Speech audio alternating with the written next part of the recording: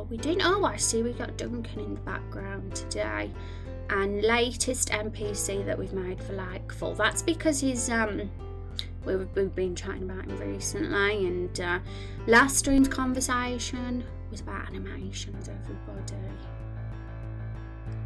We were chatting about how to take the game immersion to the next level, and that it did involve smooth, cool animations rather than sprites that just stand there and do nothing. We had a long chat and considered a few things. There was mention of a program called Sprite. I did have a mess around with that program. I've decided to leave it, at least for the time being. I'm not sure if it's something I want to get heavily involved in. I did heavily consider it though. I was like, I might try this Sprite, it seems to work. But then I found I wasn't getting used to the software, and the animation to me was really difficult and clunky to get my head around. And I thought, why not just do it in Photoshop, something I'm already used to for animation, which is kind of what I've started. Here's the frames. And obviously I'm going to do it the traditional way, just copy every frame into a sprite sheet like this that's formatted for RPG Maker, and use a script to call each frame within the game. That's it. That's the most simple way of doing it, the most time consuming way, but it's the easiest for me, and I haven't got this software learning curve then. And I'm going to show you in a sec, and we're going to have a little look at that today. We're also going to have a look at Main Quest 2, where with Nigel we're going to go over the dialogue and maybe change just a couple of dialogue boxes I noticed that could do the change. But other than that, Main Quest 2 is pretty cool. I think 95% of the dialogue in that scene is fine. And we're going to look at Nigel and perhaps an animation for him as well. I'm going to catch up with chat before we carry on now. Imagine if Crow was the final boss, if you were the final boss, or an actual crow that's a bird. Both would be cool ideas.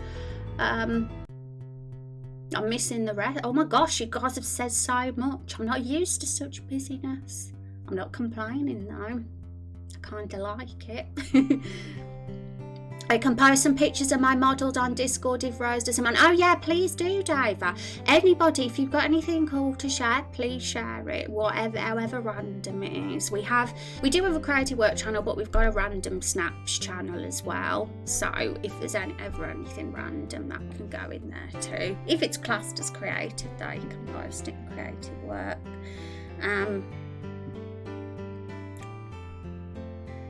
Every 40k player has to sign an agreement and they will play space. I've not even heard. I'm a Warhammer noob, everybody. Absolutely don't know anything.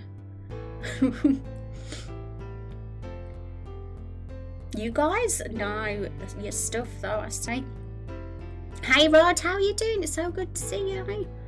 Both, but I am joking. Well, I like crows. They're cute. They're cute, underappreciated birds, in my opinion. Breakfast time and got to get started on things, but wanted to make sure you're doing all right. Any plans for the evening weekend? Everybody in this stream, Rod, I've probably got the most boring plans of the weekend. Everyone else is going to be having such a good time, and I'm going to just be here sitting on my bum working on Raindrop Chronicles. But to me, that's the best thing ever.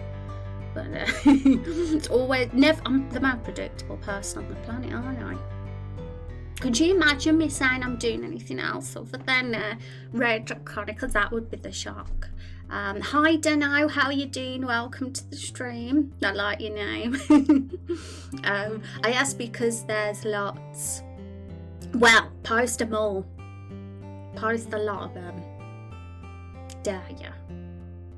Crows are the blueberries of the advocate. That means that Zexy doesn't like crows, because Zexy hates blueberries. So I hope it's all enjoyable and pleasant and you stay warm. I am. Look, I've got a really warm blanket.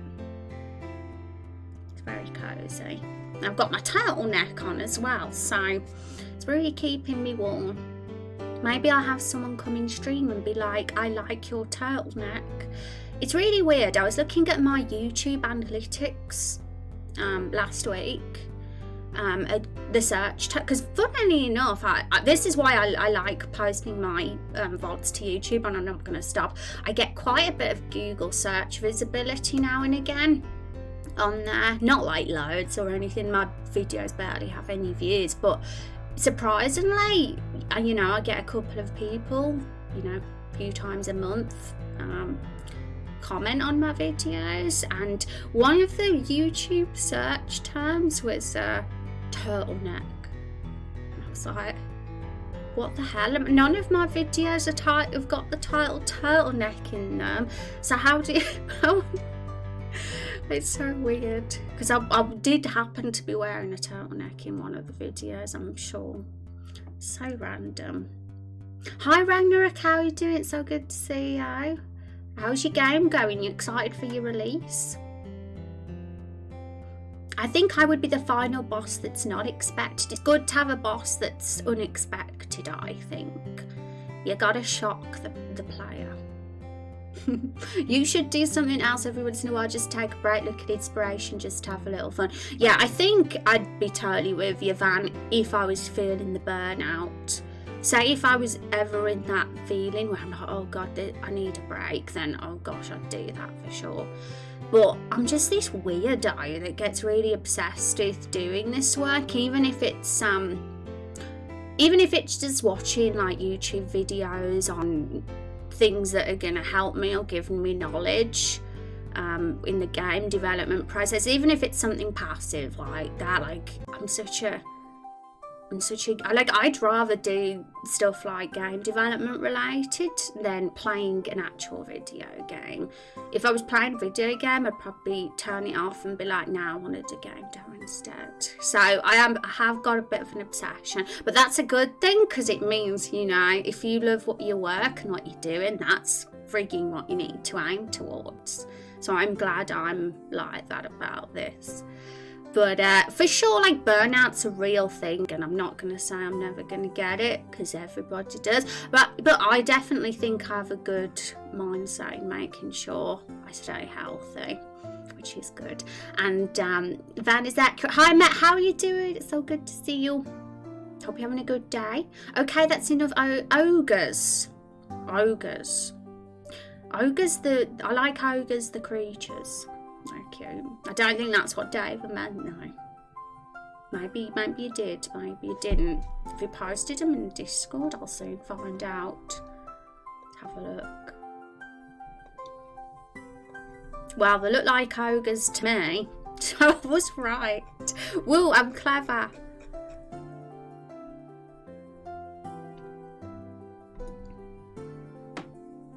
Since there's some kit bashes in the mix. Thanks for sharing, Dava.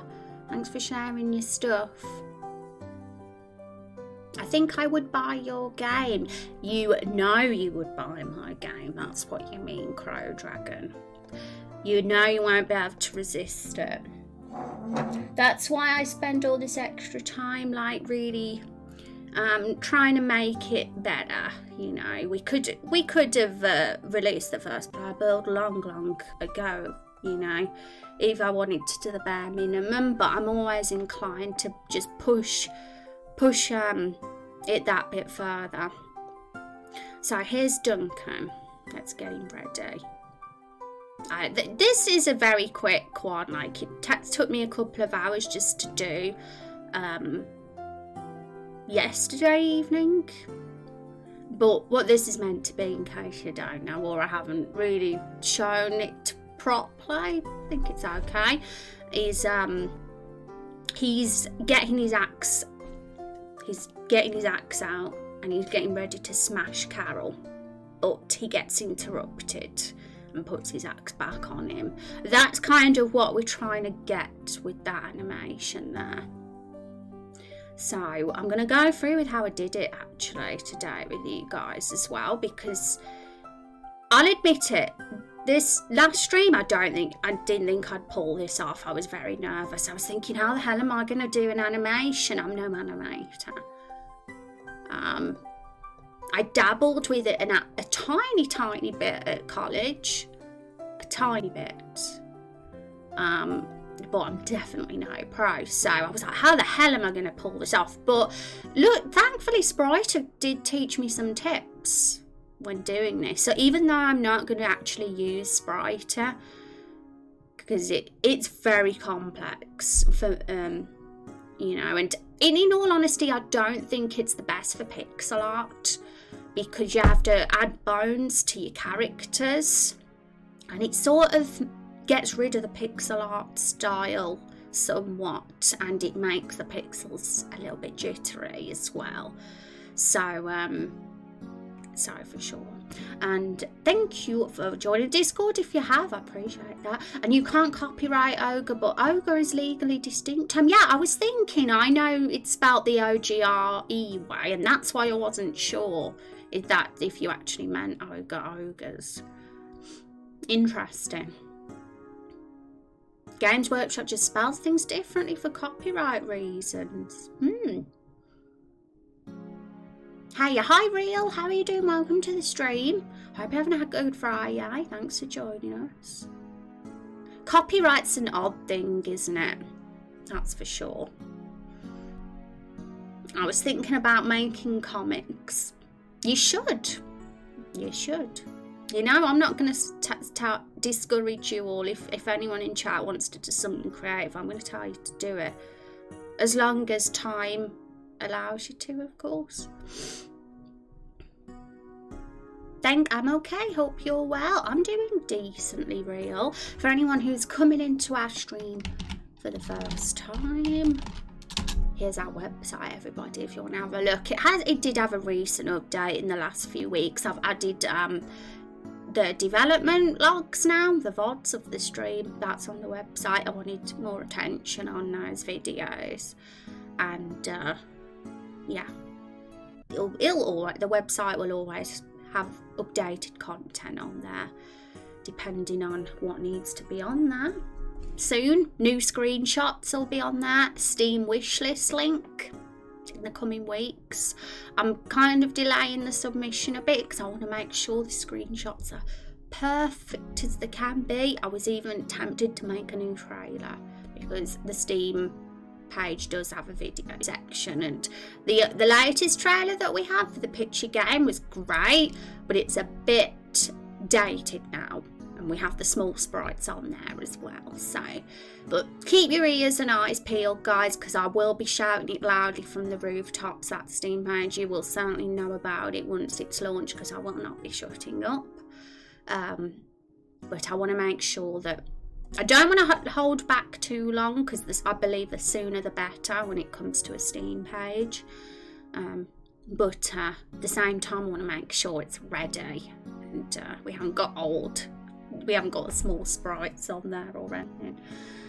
I bet 90% of the consumers still call the races Space Marines and Imperial Guard despite these changes. Yeah, maybe they do. I mean, I'm the sort that would. I mean, we changed Rose's name to Violet, Rose the character in the game, to Violet, and I still call her Rose just out of pure habit. So I'm sure that in that context people would as well. Copyright is hecked up tech thanks to Disney. Also, The Great Gatsby is in the public domain as of this month, so you can have it in your game if you want. That's really, the public domain thing's interesting. I guess that's why we can have the Cavigions. I can't even say it sexy. I'm ashamed of my pronunciation. You know, that old painting with the fruits. That's probably in the public domain, right? So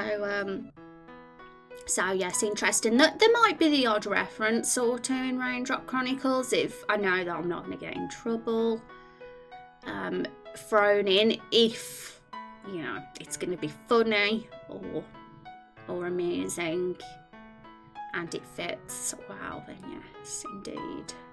I've tried Sprite 2, definitely not great for pixel art. Yeah, and I think that was the issue, Real, that stopped me from, because I was very interested in Sprite at first. It sounded great, but on closer look, I don't like what it did to pixel art. So I've just found myself going back to the traditional way of doing it in typical Photoshop and doing it the normal way.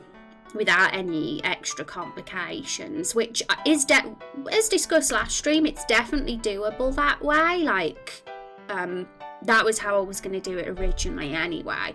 It's just a time consuming task, especially when you have to do the animations yourself from scratch, but it's either that or don't do it, and I'm certainly not going to go with the latter. So I mean, you know, it also adds a bit of time onto the game development doing the animations, because it can be a bit of a time consuming task. I mean, surprisingly, I did this one quicker than I thought I would, so you never know. But if in the future, like if some of the animations get really ambitious and I really want to go for it, it would be something that I'd be outsourcing, that would want to be one of the outsourcing priorities for the game for the future, and the fun if was to get some funding. But in the meantime, or if this stays like super low budget and there's not much to like options to outsource in that regard, then I'll just do it myself. So however way it goes, it'll be fine. But of course the latter just means it's going to take that little bit longer. Kind of like how LOL changed the role of attack, damage, carry to marksmen and folks to this day still say ADC. Yeah. League of Legends, do you play that Define Dreams? I'm shocked if you do. It wouldn't have got you down for the LOL type. But I don't judge. I try not to anyway. So, in case you're curious on how I pulled this animation off, everybody, let's just play him again. So as you can see, it's quite simple. He just lifts his arm. Really, that was the hardest bit, the arm lift. But I'm gonna piece him down piece by piece, and you can find out my trick chat. And it was Spriter that gave me this idea. If it wasn't for looking into Spriter, I wouldn't have known to have approached the animation in this way, and it probably would have meant that I would have been a little bit clueless. So I'm kind of happy, and it definitely wasn't wasted time. So let's just take his hair off. First of all, let's just get him down to the basics. This is what I've done. I've chopped his body up into parts. Arm, lower right arm, upper right arm, upper leg, lower leg. Well, that's actually the upper leg. Lower torso, upper torso, and then head.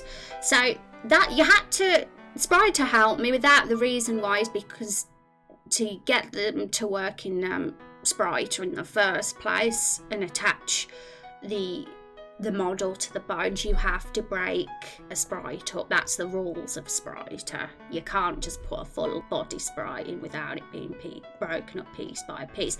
So naturally I did that anyway to experiment with Spriter as a program, and I found it very difficult to use with the pixel art, but I thought, well, why not just take this method and do it in Photoshop? And it was easier than I thought, because then all I had to do to make his arm rotate was use this arm and just turn it 90 degrees.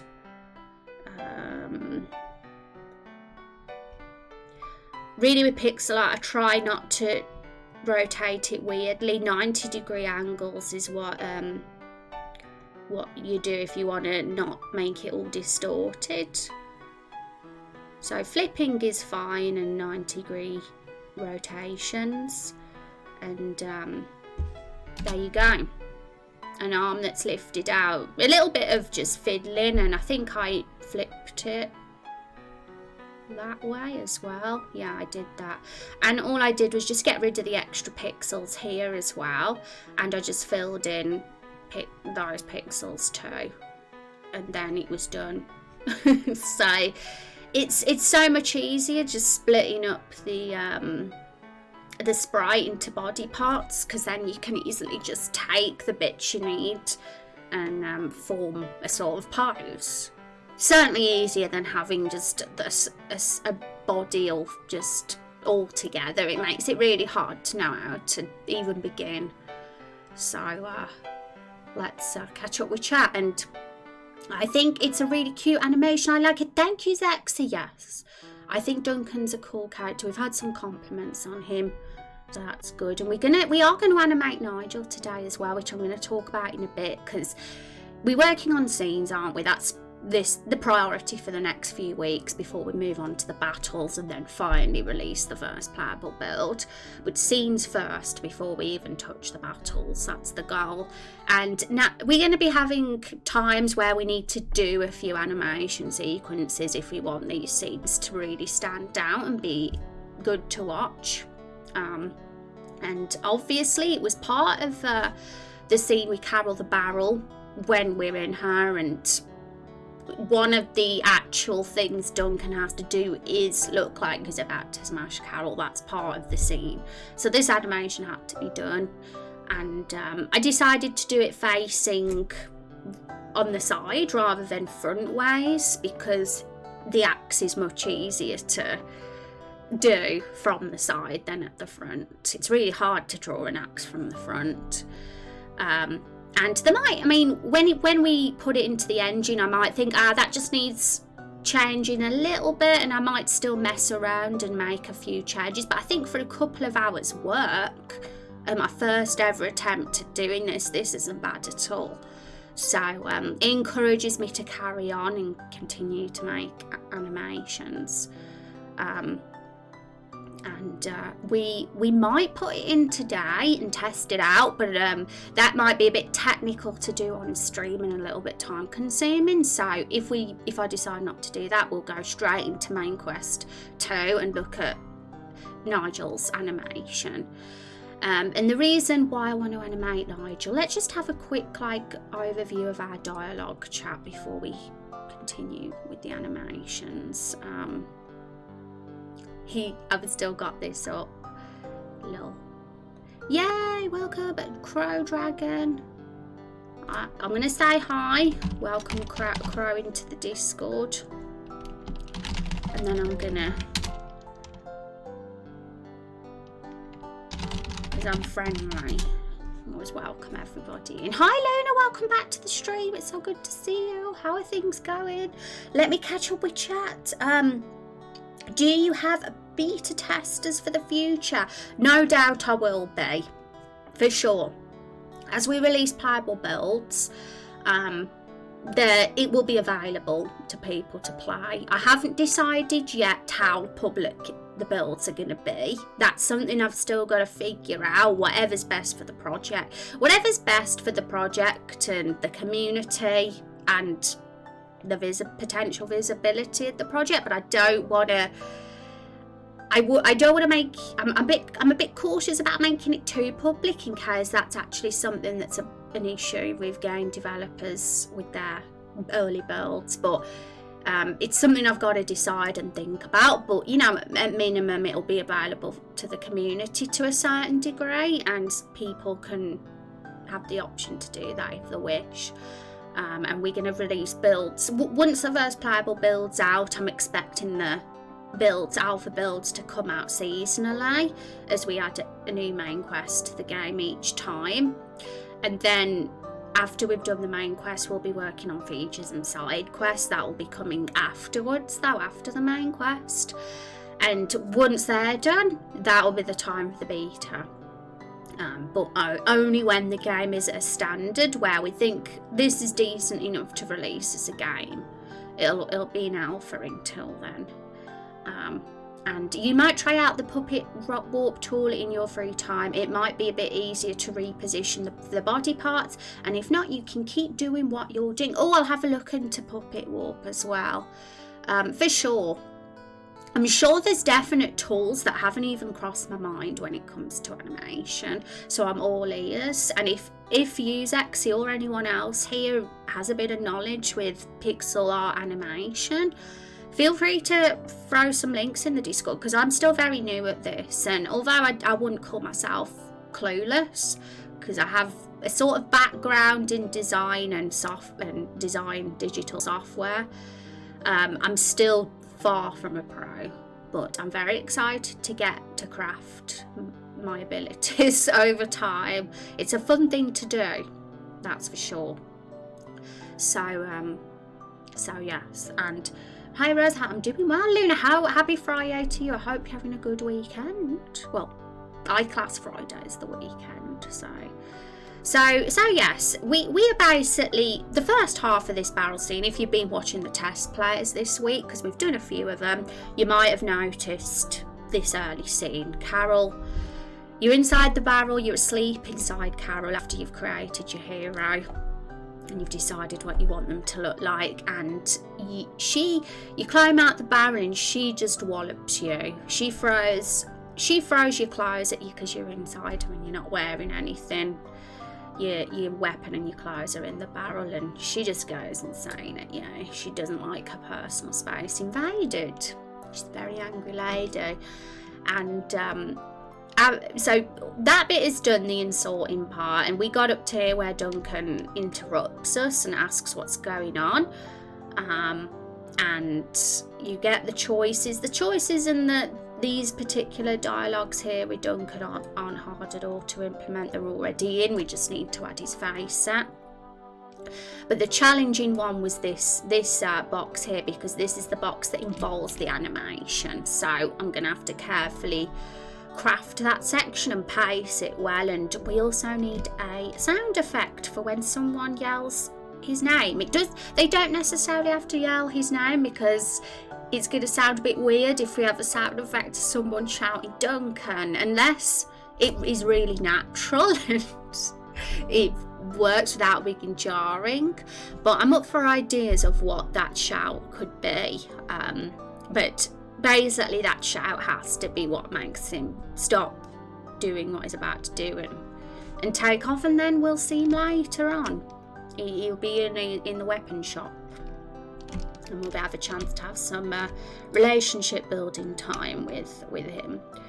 And then the scene's over, so I think we're 90% there with this scene now. It's all just about a few technical fixes, which I've put down here.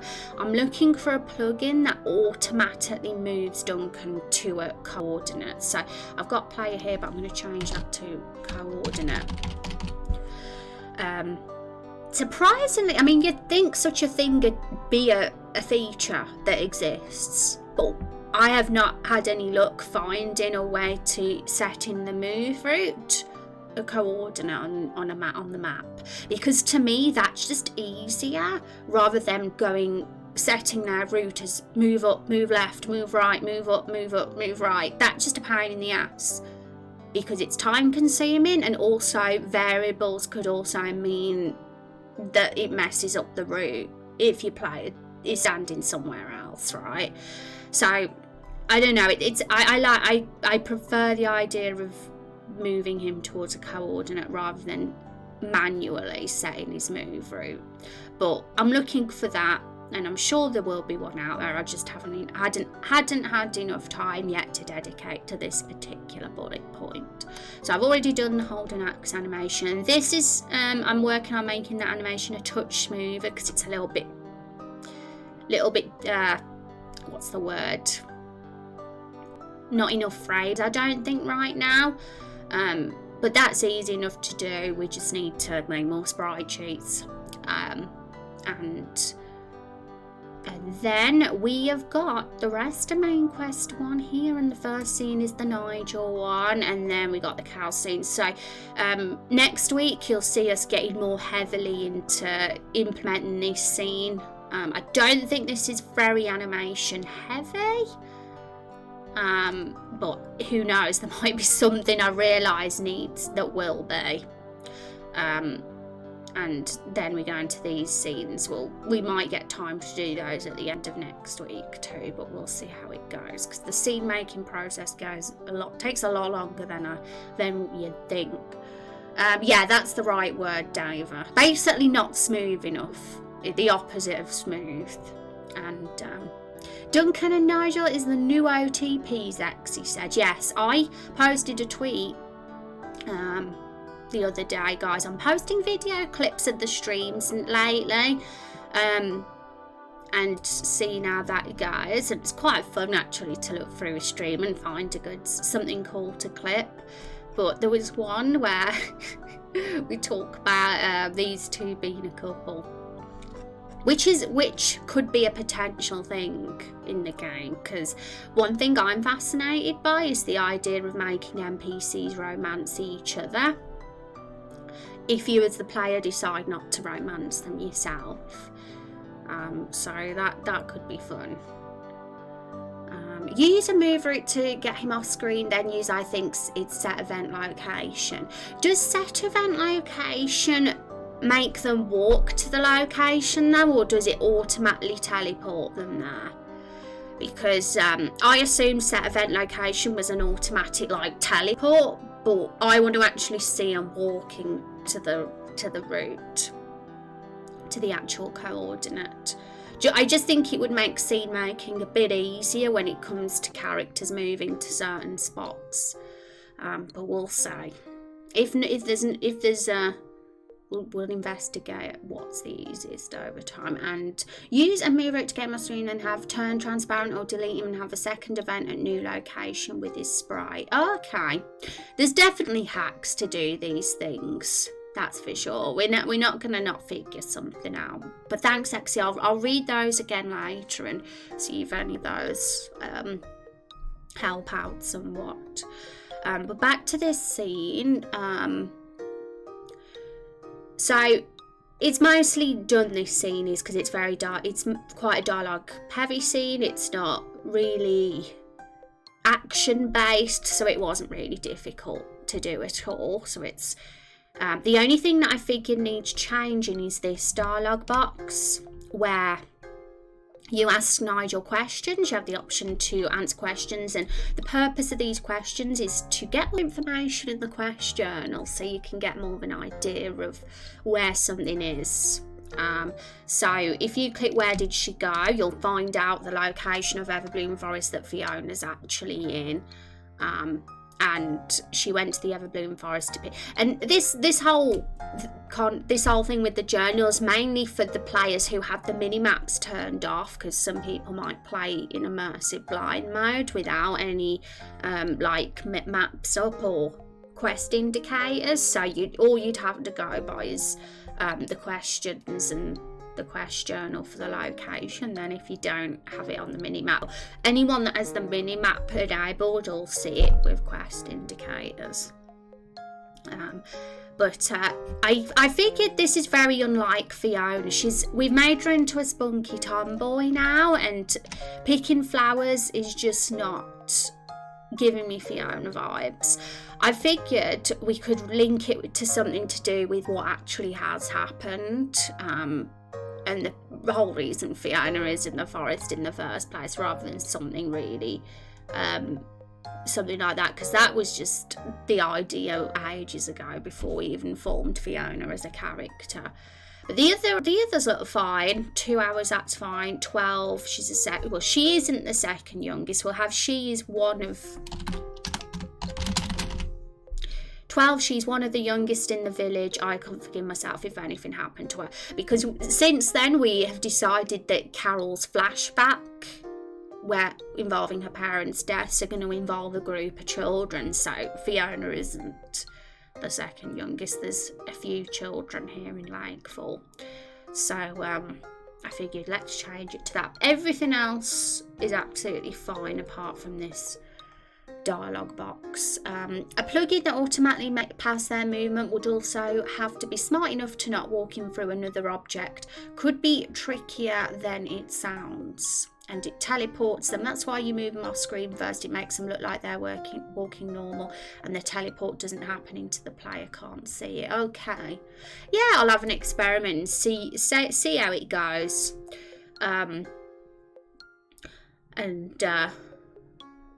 Something will work.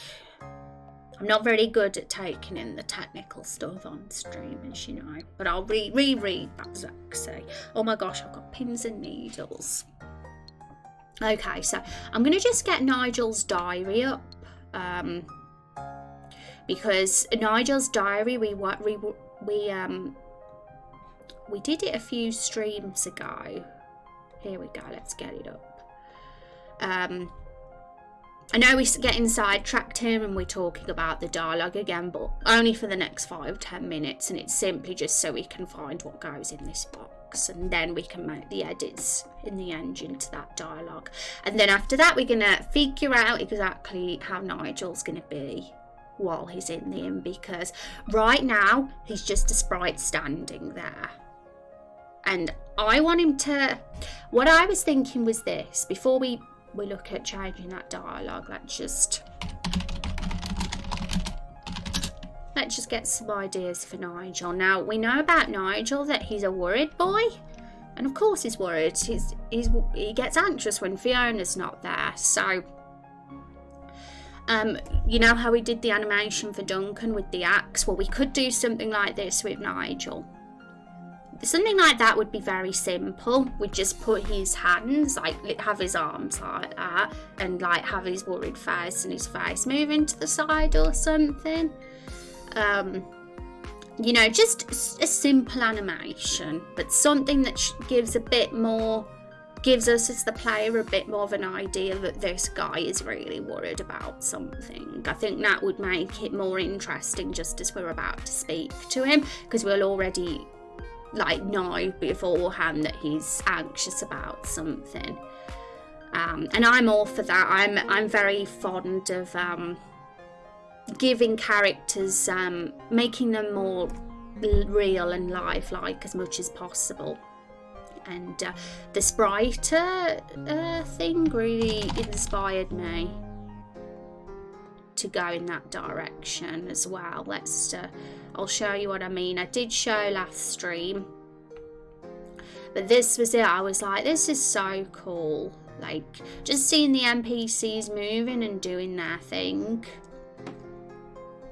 Like this one here, she's dancing. That lady there with the potions and the bag, the item bag.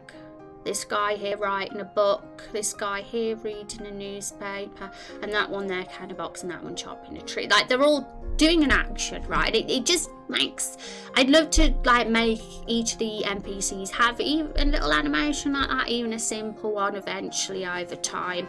And as we know, the first playable build isn't gonna be very populated. We're gonna work on populating Lakefall in the second playable build, so that will be mainly for then. But we do know that Nigel is already in the game, so we might as well do his now, considering he's so key to the first quest. He's the first quest giver after all. But yes, that bit and the other videos was what really made me try out Sprite in the first place. And although it didn't work out for me, it did give me a few ideas on how to handle animation. So yeah, it's really cool. And now I've googled character worried GIF to kind of to see very simple animations to show a worried character. So I'm figuring it could be a looping animation, and I'm pretty sure there could be a plugin for that. I did have a quick look. This is for VX8, unfortunately, but it is called looping animations, and maybe there's one similar for MV. And oh my god, Syrup King, thank you so much for that Prime Game sub. I appreciate that. It's very kind of you. Let's have some hype in chat, everybody, for that. Thank you very much. Welcome. One RPG I love is Octopath Traveler, Crow said. That looks like a very, very pretty RPG, I have to say, and it's one I've wanted to play a while. I've got a Switch, but it's like a shared Switch. But I've heard that game's on Steam now as well, if I'm not mistaken. So I'd probably choose to play on there instead. Or my PS4 if it's on there, I'm not even sure. I know it was originally on the Switch, Sure is, yeah. It's on my, I'm pretty sure it's on my wish list and has been for a few months actually, Octopath Traveler. Yay, thank you for the hype, everyone. PS4, no. Okay, well, Steam it is then.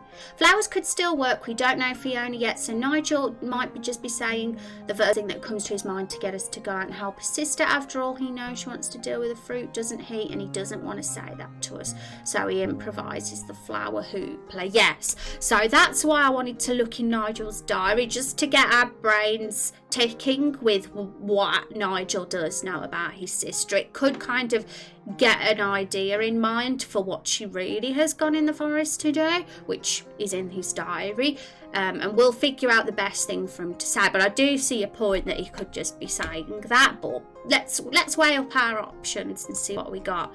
But this if there's a plugin like this for MV, then we're good to have simple looping animations, and it won't cause lag or anything because it loops without need for parallel process. So I'm hoping something like that is available. If it's available for VX8, I'm sure it'll be available for MV, right? Okay, so let's just cross that off temporarily, because this animation of that we did of Duncan that won't be a looping one. That's just gonna play through once in the scene, you know, when he's about to smash Carol but doesn't. But the one that we've got in mind for Nigel, a worried one, would be like a loopy one, but it probably wouldn't be complicated. It'd probably just be a few frames.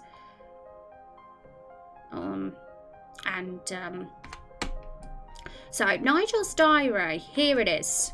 Let's just remind ourselves before we start this Nigel animation, and so we can help decide what goes in that dialogue box, of what is going on in Nigel's life.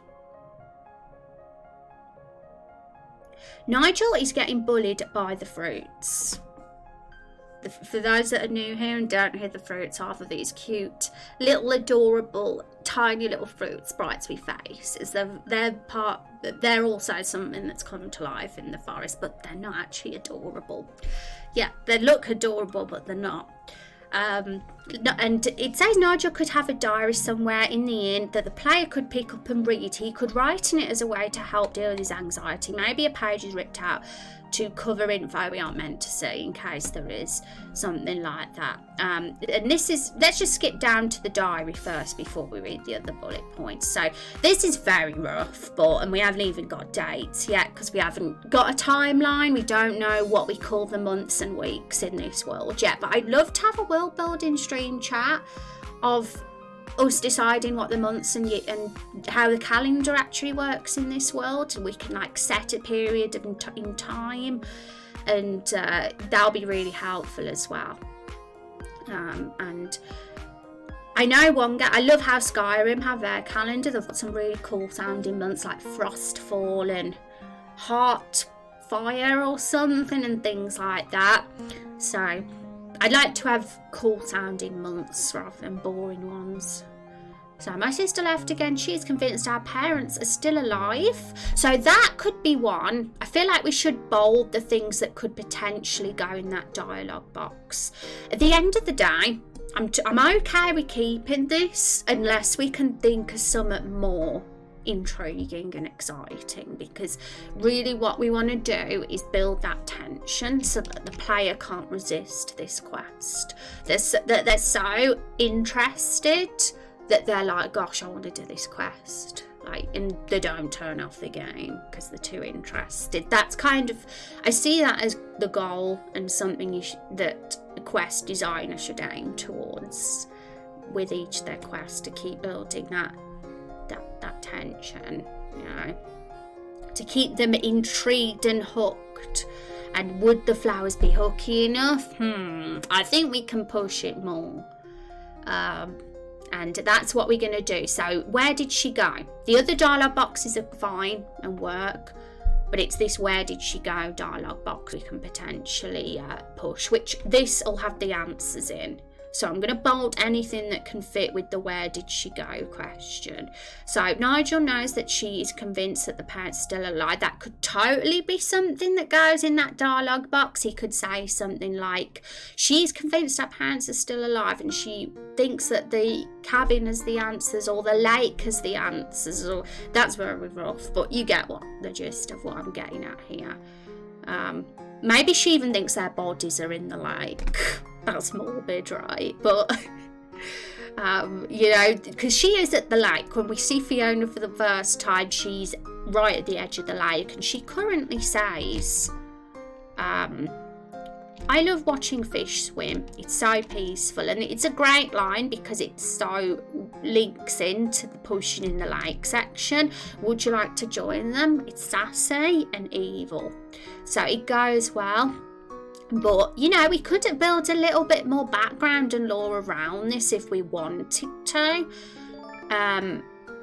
push it that bit more rather than it just being as simple as I love watching fish swim, it's so peaceful. We can keep that, the heart of that, but we could, if we wanted to, we could just push it that bit further with her motivation for why she's in the forest. Thank you, Skiff, for that follow. I appreciate it. Welcome to the stream.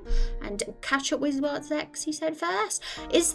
This would be a lot of work, I assume, but that worried gif of the girl clutching the pillow, could you do something like that with Nigel clutching his blanket? Then he sets it down, spawning a blanket sprite for us to possibly steal. That's so clever. We could have Nigel look like this girl. And yeah, you are right. It might be a little bit more challenging than the one I had in mind. But sometimes, looking at it, I don't think it'd be too bad. But I'll have a bit of practice over the weekend. But the reason I like that so much is because it works well with what happens next with us stealing the blanket, and I'm glad you reminded me of that, because that's in this corner here and it's so easy to forget. And anything that's not attached to the dialogue conversation I put on the side, like if you see any loot that you can grab, any grabbable loot will go here. So you see a blanket in the inn, and of course this is optional to take the blanket. And yes, in Raindrop Chronicles you'll be able to loot things and inspect items and read journals and read books. I love that sort of thing, which is why we've got a Nigel diary, because this diary will be somewhere in the inn that's available for you to read as well. So chat, if you come up with any juicy paragraphs that could be Nigel's diary, feel free to tell me, because this is a very, very rough draft at the moment, but I just wanted to get an idea of Nigel's backstory, of what the content in his diary will actually be. But this diary's that's there. It's optional for people to read if they want to get clued in a little bit more before we actually meet the Fruits and Fiona. Poor Nigel losing his blanket, yes. So I'm going to use this as my inspiration for Nigel's animation when we walk into the inn. So it just makes it more exciting, doesn't it, and more interested to talk to him, rather than when he's just standing there like a normal NPC, it just gives him, you might think, oh, that guy looks a bit worried, let's see what's wrong with him, and then it just links in so perfectly with the steal the blanket bit, and I love it. It's great. And we're just really, really making this game more detailed and really giving it so much more to it. And it's making the development time a bit slower, but I've always been of the opinion that it's worth it if it's going to help the game. And by the time Roots and Rumours launches, it'll be a masterpiece if we just work on these really cool bits of detail like that, rather than just delivering a rushed product for the sake of just rushing and being too excited to be patient. Hi Scouting Nat, how you doing? It's so good to see you. Happy Friday. It's great, so clever. It's made me really excited. Zex's idea has. If you have something that actually thinks our parents are still alive, you could have that, add another question the player can ask, where we can follow up and ask what happened to your yeah, your parents, see that I've all been for expanding on these question section. You might have remembered me saying a few weeks ago or a few months ago now, when we actually worked on this, saying that we said what's in here currently is just very brief stuff, and there's very much the opportunity for us to really expand on Nigel's answers and further ask more questions and go deeper into asking him and prodding him as we understand more about the situation ourselves as the writers. Because at the time of writing this, we didn't really understand about Nigel and Fiona's backstory at that point in time, so we were pretty clueless ourselves on what to write here. And I said at the time, in the future, once we know, we will potentially make this more better. And it's almost like detective work then, and it's super intriguing. So I'd be all for that, like adding like this question time section with NPCs when we get given quests to have like this. I see it as like a time where you can be a bit of a detective and uncover some information. So yeah, we could do something like that for sure. Let's get our knowledge up on Nigel's diary again, and it might spark some more ideas. Thank you, Guy Food, for that follow. Welcome to the stream. I hope you have a great day. I'm going to bold anything that really stands out to me that could work as well. And if you guys come up with anything or any ideas at all, feel free to say, because I will be looking through the VOD over the weekend and saving any cool information, things you guys suggest in Notepad or something. And so my sister left again. She's convinced our parents are still alive and are somewhere in the forest. I needed to distract myself, so I started painting to the west. I started painting in the west side of Lightfall. That's a little bit weird how I've worded that sentence, but where there is a nice view and not too deep in the forest. So the reason it's the west side is because that's the closest part to Ancient Overlook where the fruits are. And that's how Nigel met the fruits. Because we're going to expand Lightfall in the second playable build. We're gonna at the moment it's just a tiny town centre where the bridge and the tree is, but we're gonna build the hill section surrounding that town centre in the second playable build, and we're gonna have a few more little bits there, anything that's necessary and relevant. And that's kind of where the NPCs hang out, where they hang their washing, where they sleep in their hammocks and live their very primitive lives. Because the town centre is mainly where the shops are and the stores and where the tourists are, even though there's not many tourists here because they're quite isolated.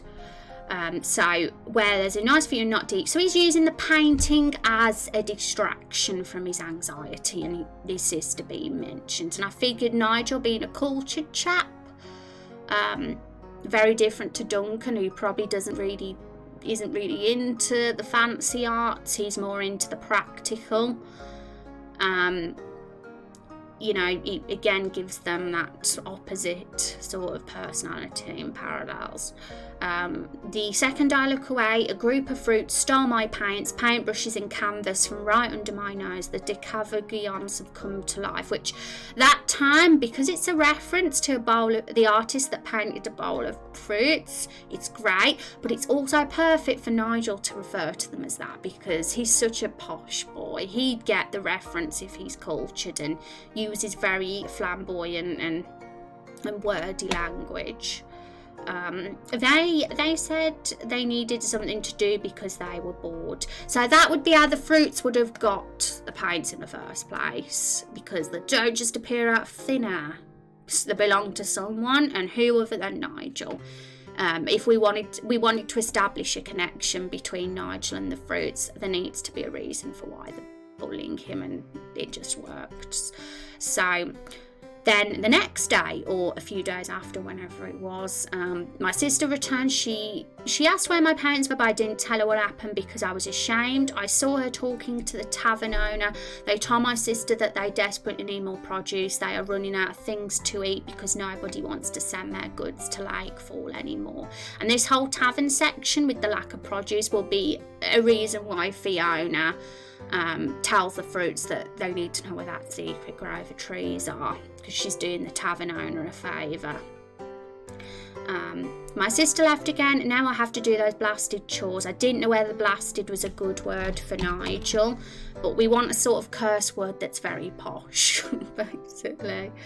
I went to the west side of Lakefall again and started hanging out bed sheets to dry. The Decavigions appeared again and stole my basket. They said they needed somewhere to sleep.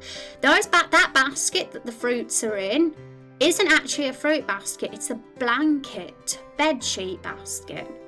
It was Nigel's. They're all in the inn. We could even put some of those baskets on the shelves, a few of them, with blankets in, and then it'll all make sense when we finally see the fruits and we're like, that was one of the baskets that were in the inn. So even those people that didn't read the diary will, if they pick up on things enough, will be able to recognise and make the connection.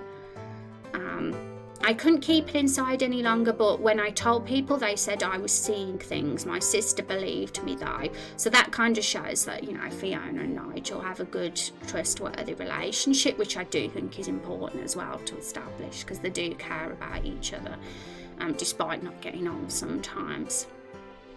My sister's been gone all day. She said she would take care of those round bottom boys. Don't ask.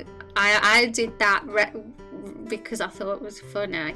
Maybe that's what Fiona calls them, but that was what Rex called the fruits, and it was quite funny. And they're all boys, so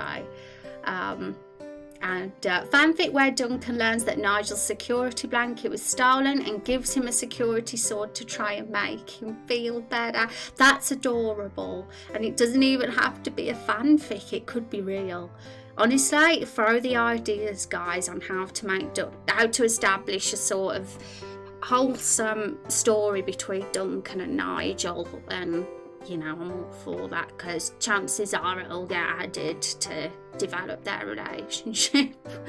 And Crow, Raz, would you read my story? Feel free to throw it into the creative channel, Crow, if you're not shy, that is. I know some people could be a bit self-conscious, but I mean, I can get very busy, so I can't actively give advice or anything like that, but if I ever get a bit of time, I might have a glance.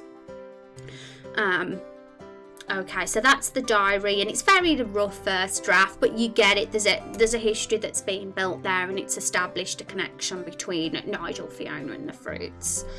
And because Nigel's a cultured guy, he's an innkeeper. He helps his sister run the inn, but there's so much more to him than just being an innkeeper, which is why I wanted to give him hobbies like painting and stuff, and that was the perfect way to establish him with the fruits, because they're painters, obviously. They have the easel in the middle of the ancient overlook grove.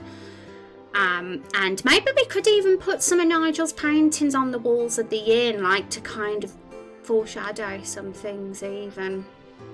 Just little touches like that. And he probably reads books as well. I'd say his hobbies would be books and art.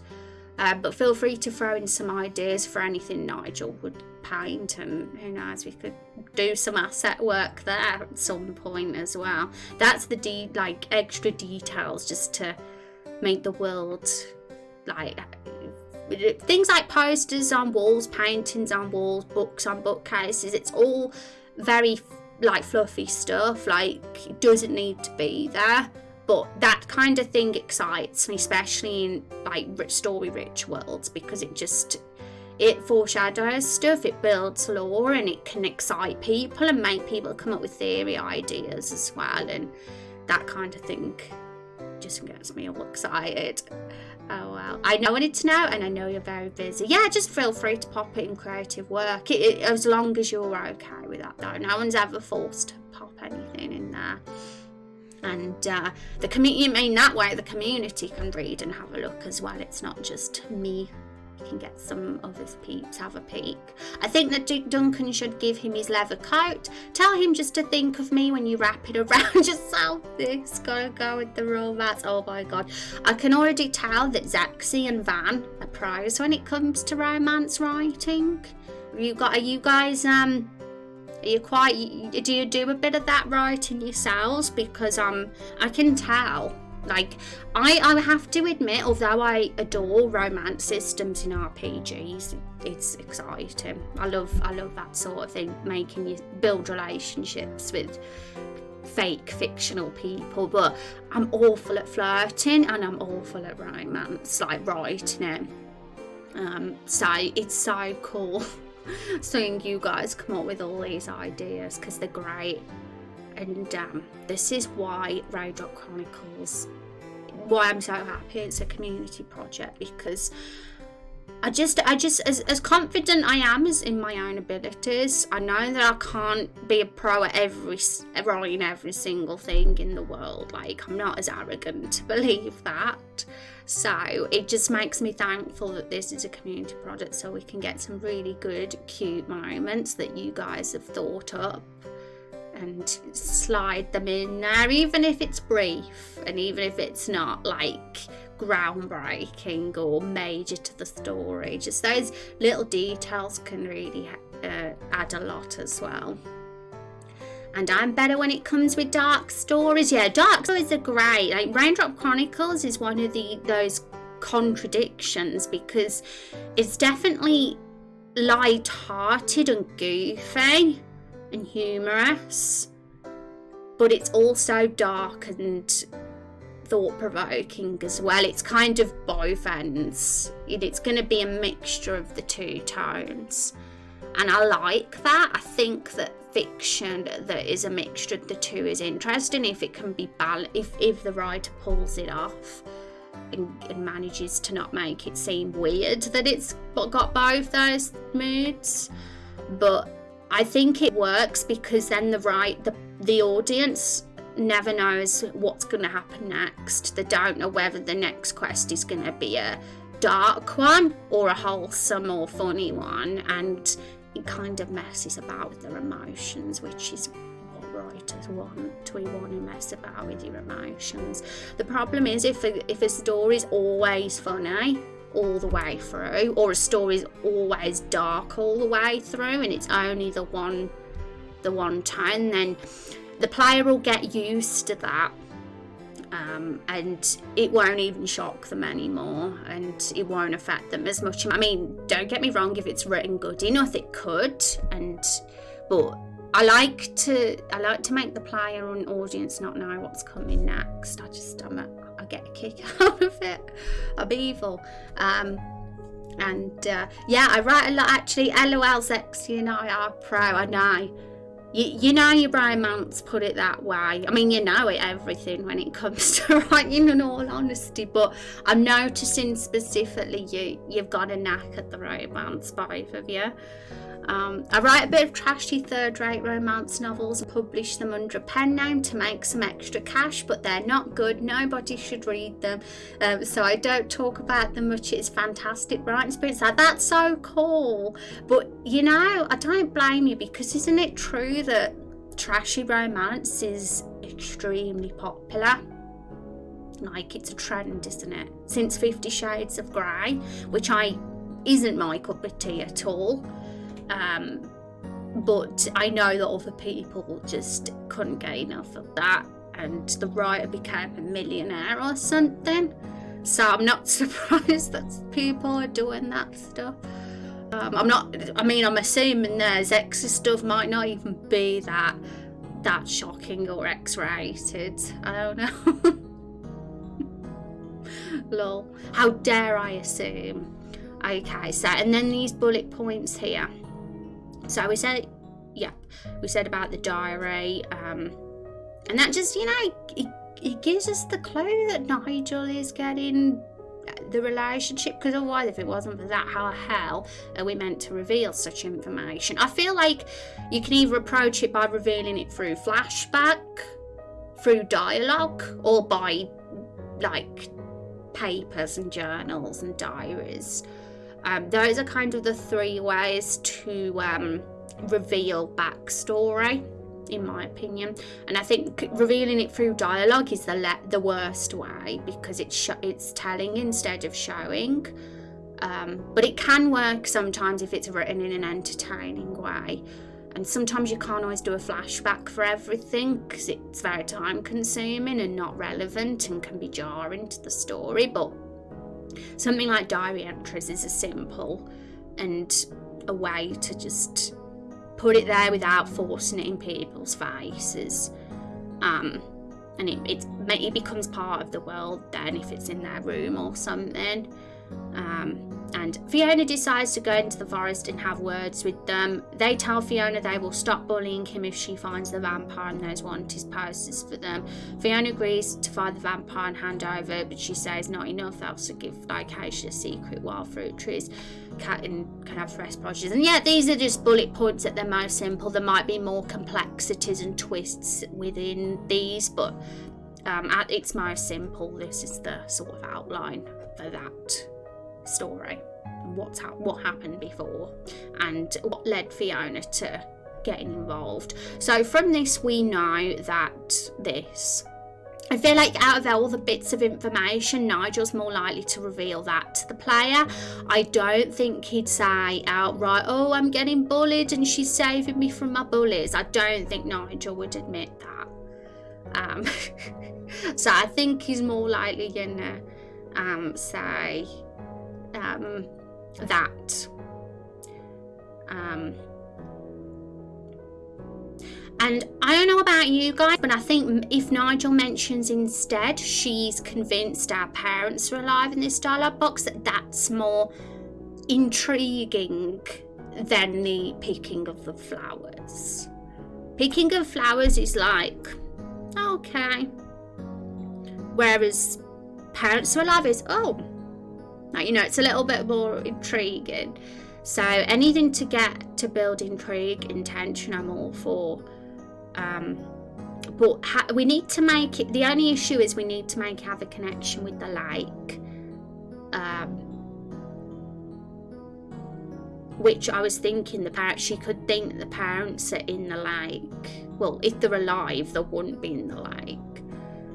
But she could have told Nigel that, and really she's gone like Violet in the cabin, and who knows, there's complexities, and Nigel's not going to reveal all to us. He's only going to say a short sentence unless we prod him further, and then he might say more. But it's something to think about anyway, and it's a simple dialogue box edit, so it's not too time consuming. But I wanted to reread that so we kind of were on the right track with whatever we decide goes in that dialogue box. And I'm glad we did read it, because you guys have come up with the best romance stories from that. That's why I like randomly going back to the character discussions now and again, even in streams that aren't to do with characters. If we decide to have an animation stream or an art stream or a sound stream or a engine scripting stream and scene stream or whatever, sometimes it's still fun to just chat about the characters in between, because you never know what ideas can happen. Okay, so this was the one we was going with, which I'm really glad about, that we've thought of a really cool animation idea. Thank you for the likes, everybody. Okay, yes, I'm posting live tweets again.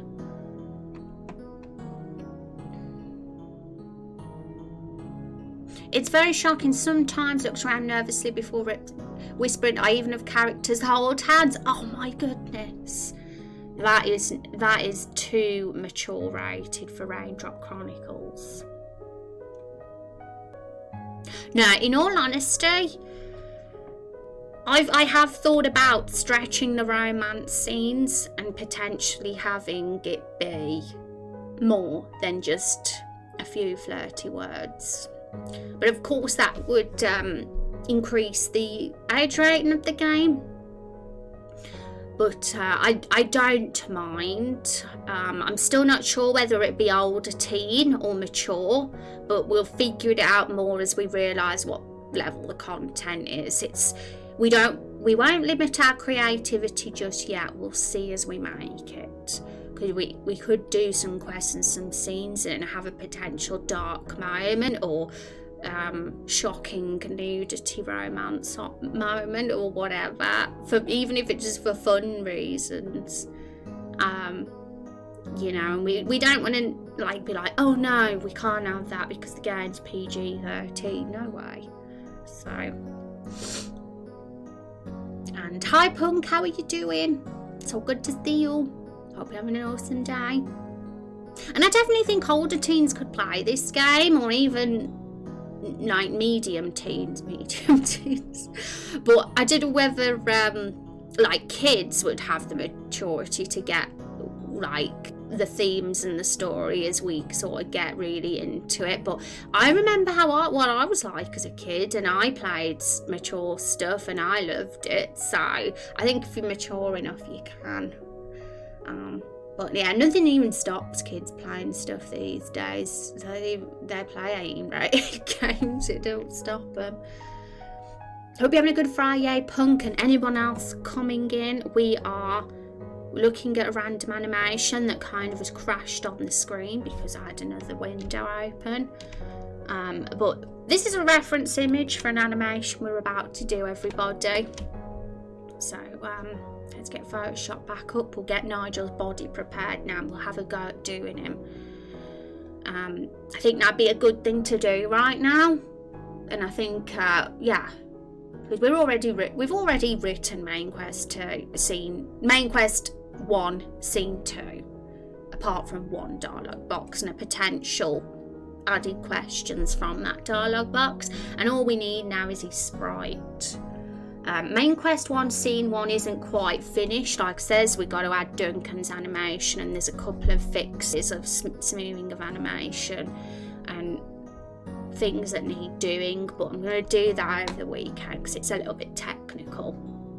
So we'll work on Nigel's animation now because I think that'll be fun to do and to see on stream. As for Duncan's animation with the axe, I'd say it's at an okay state. Like I'm happy with it, but I might add a couple more frames of extra stuff potentially, but I'm not sure yet. I was thinking just more facial expression and more reaction to being called or something and interrupted. But we'll see. It's definitely okay enough, I think. And this axe here that he's holding is going to be what the axe and the style of axe that he sells in his shop. It looks like it's made out of cliff rock, and some kind of foresty thing is used as the handle because it's green, obviously. And I designed this myself. I based it on RPG Maker axe asset, but I recoloured it and reshaped it so it looks like it belongs in the Everbloom Forest. If you've looked at the Everbloom Forest, folks, you might have noticed that this material here is the actual cliff. That's the cliffs of Everbloom. It's the same colour and same texture of the cliffs of Everbloom Forest. So that would have been made from the rock in the cliffs, and there's probably lack of metal ores, as we've said in Lightfall, and the government probably are cool with that because they don't want Lightfall getting too powerful, because they like, you know, the settlements around them being weak, because the government don't buy that. Yeah, so poor old Duncan only has rock and simple materials to work with to make his weapons and armors, and I think that works perfectly for game progression and design reasons, because the first area in RPGs are always weak. You never go into a weapon shop in the first section area of a game and you get the ultimate weapon, do you? It always start with something weak. So something like this, a rock axe, works. Another idea would have been wooden axe, which could have been fine too. But having that be a wooden axe and smashing Carol the barrel, who's also made out of wood, probably wouldn't really be successful in killing a barrel. But one thing I figured is maybe make it a wooden axe that the player's already got by default at the start of the game. Right now we've just got some normal axe, but we could make them have a wooden axe by default, the one that's in Carol the barrel at the start. But then would it be sharp? Because she complains that it's sharp, doesn't she? Would a wooden shaped axe and wooden shaped bows be sharp in a wooden shaped barrel? Gosh, we're getting into it now. I suppose it would if it's been sort of made and sharpened, for sure. Okay, so let's get Nigel out. So we got to break his body into parts. Let's just look at that animation again. Let's see what we're working with first. Okay, so his hands will be holding a blanket, and he's going to just have like a scared expression on his face and maybe vibrate or a little bit, it's simple enough. So his hands are what will be changed in shape. That's they'll be lifted up. So yes, we'll break his body into parts. That's the easiest thing to do. And what I'm doing is like, this is all, these sprites will be easily recycled because I'm doing the naked sprites. I'm not doing them with their clothes on. So if there's ever another NPC that needs to chop something or raise their arm in a similar way, we can reuse this sprite, and all we'd have to do is change the colours and then add the clothes on top.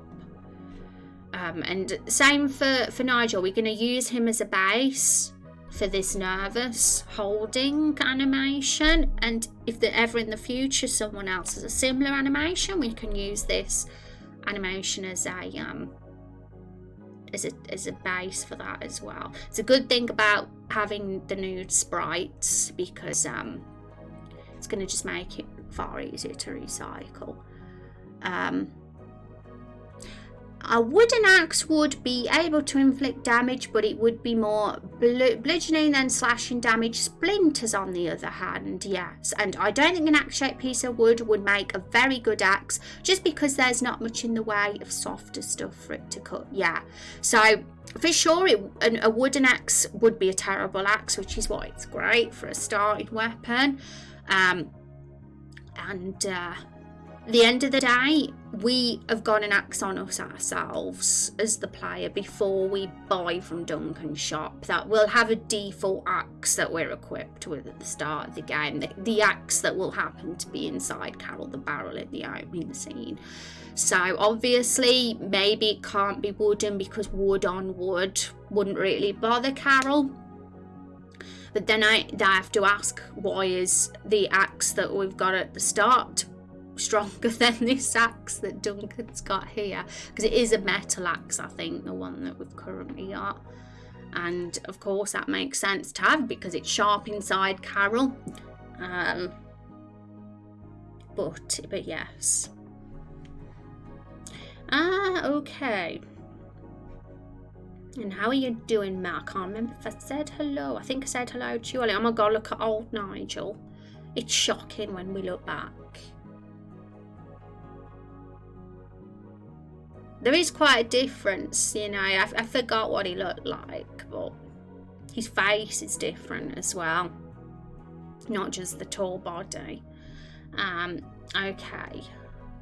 So we'll take his clothes off. Oh my god, nudity. I don't care, I'm not going to get banned. We got to do this because if I start saying I'm not doing this because nudity, it's going to make us not do our animations. It's pathetic. So, anyone, any getting banned because of this, I'm gonna riot against. You just don't know with Twitch these days, because I'm seeing left, right and centre the most ridiculous things that streamers are getting banned for, like stupid. So it does make me nervous, but I'm not going to like hold back on doing this just for that fear. Yeah, he looks better. I know, it's shocking. Okay, so I thought he had pants on actually, but he hasn't. So Duncan did have pants on him. I mean, there's no peanut there, so we're fine. If there was a peanut there, then I'd be like, okay, this might be bad, but there's not a peanut. You can always put a box over, and should we put a box over the peanut, the peanut that doesn't exist? That's still gonna make it difficult to chop up though if there's a box in the way, because we're not gonna say what we need to chop up. You know what I wish for to live in a world where nudity is not like shocking, right? It's just a body, it's just a pile of flesh, right? Hi Nungi, how are you doing? Yeah, just as we're talking about, well, we've covered him up, so he's fine, he's decent, he doesn't have nipples. Nipples are like the most shocking thing in all of history, apparently, so everybody screams when they see a pair of nipples, which I still can't get my head around, but we're good. For the default axe, maybe call it a training axe and have it be wooden. It's something for people to practice with and get used to manoeuvres with axe and axe combat, but designed so you can actually kill your spine part. Yeah, I think that have the very first weapon we have on us at the start, to me it makes sense for it to be wooden, because we want the absolute poorest most pathetic weapon possible at the start of the game, don't we? Because we're weak, we're not skilled, we've not learned anything on our skill tree, we're super weak as a fighter. We're not gonna have this super good axe, especially when the one in the shop that's being sold isn't that good either. It's only made from rock. So I feel like the progression of wooden to rock kind of goes well, which is what it would be if the rock weapons are sold in the shops. So yes, we can just have it be a super spiky axe, and that's why it hurt Carol when it was inside her.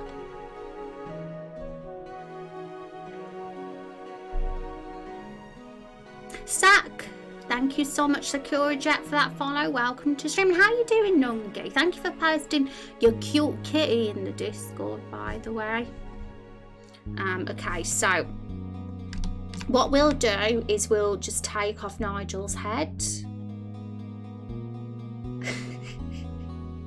This is Zex's dream, because Zexy's got a crush on Nigel. But we'll take his head off him, because I feel like that could, it's a bit distracting seeing a human face there, so we'll just have the body.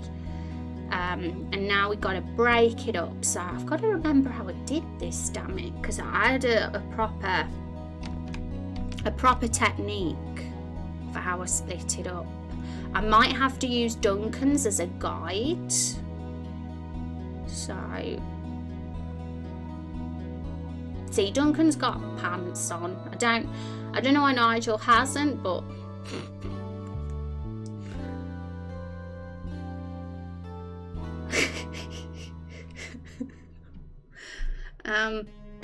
or instead of calling it sharp, have a talk about the friction of wood rubbing on wood. Yeah, so that might need I think it was a nice simple line. It was let's just quickly review it for a sec.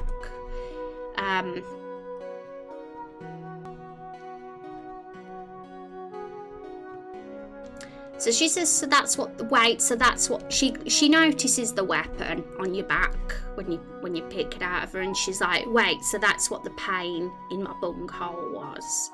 Carol doesn't realise that bunghole is actually a slang word for something else. She's naive to that, but it makes it funny because she's going to learn at a later date that it's actually a bad Edward. And she's, yeah. And what gives you the right to jump into someone with your bloody axe that's sharp? What gives you the right to jump into someone with your blighted arrows there sharp? So if we need to give a rework to both of those dialogues, so be it. But I do like how simple and to the point they are. But, you know, if we do switch to a wooden weapon. But really the heart of this is it's her being, she needs to be witty. She needs to kind of complain at the pain. So it kind of clues us in that barrels can get hurt. And also the fact that that's our class, or either a warrior or a hunter.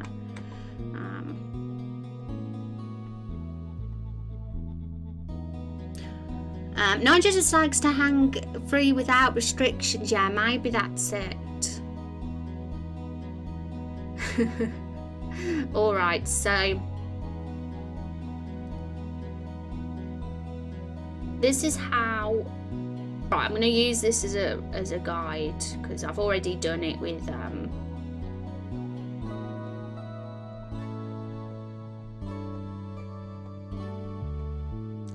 Duncan. I mean, we could even just use Duncan's and just recolour it.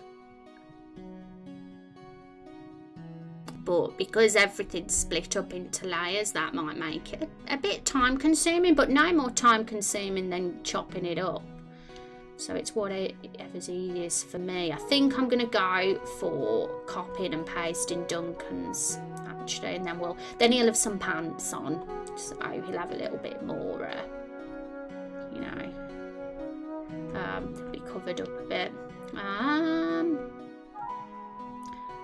So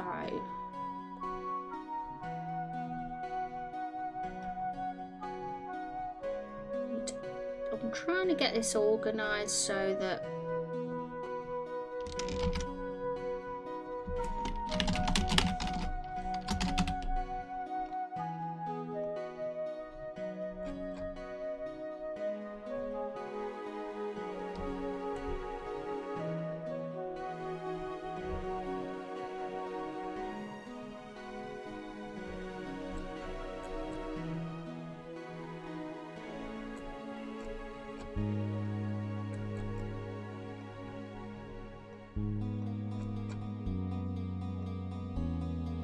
okay, so I'm going to just change it so it's Nigel's skin complexion,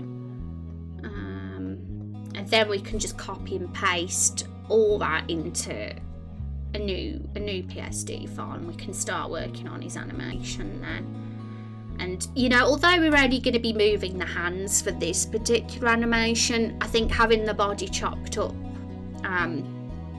will be great for if we ever want to animate it for something else with that body, so it's worth doing anyway. So I'm gonna get a tiny piece of his body so I can use it as a colour palette.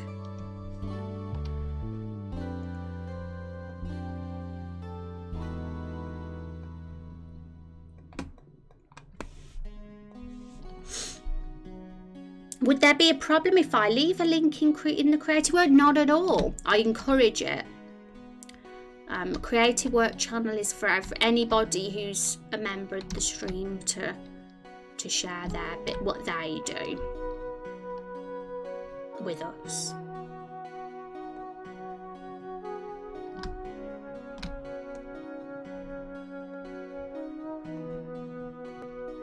Yeah, actually this is much easier, just doing a recolour. I'm worried I've recoloured it wrong though. I've got to still focus. So, darkest.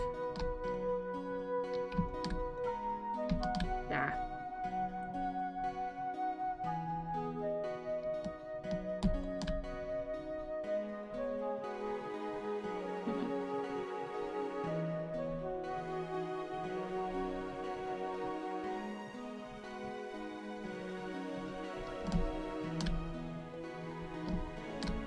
There, that's right.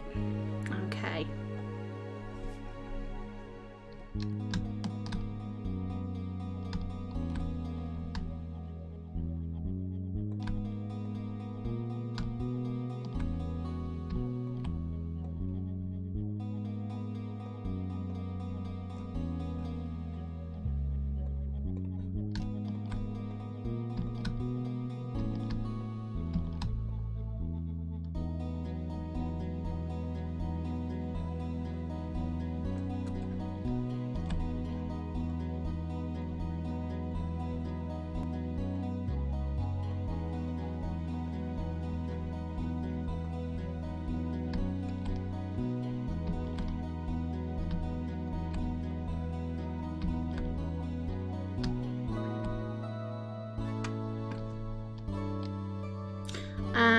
yeah, I'm colouring it wrong and I'm going back because I'm realising I've done the wrong colour.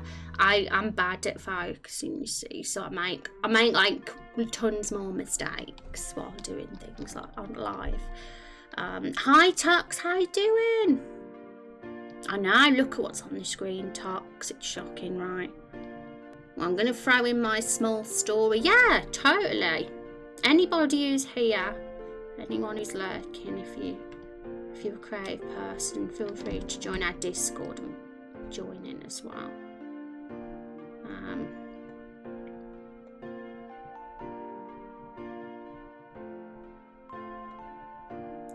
This is my fault because I said it was going to be easier to recolour. And now I'm like, actually, is it?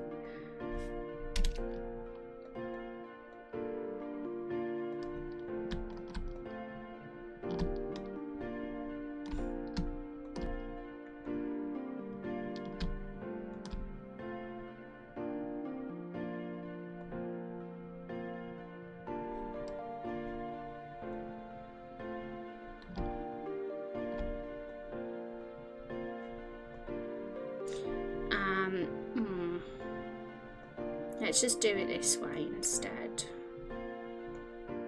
Yeah, I had a feeling something had gone wrong because I'd coloured it in and the square was different colour because I've chopped the leg up. And but I'll keep them both there and I'll be able to do this easier this way. I'll do them both at the same time. I think that'll be a much easier approach.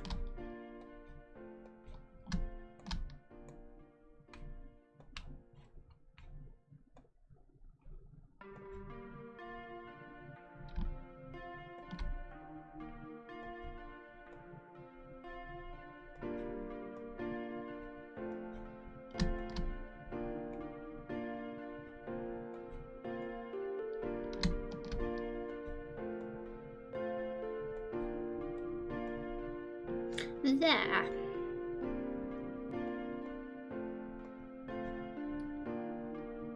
Hi, Cass, how's my doing? So good to see you. I'm a bit sick, I live though. Oh no, get well soon, Tox. Being sick sucks.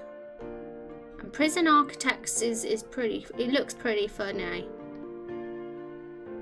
Hope you have fun playing it. You're going to make loads of bad people, Tox. Well, I don't think you can make them. I think they're randomly spawned, aren't they?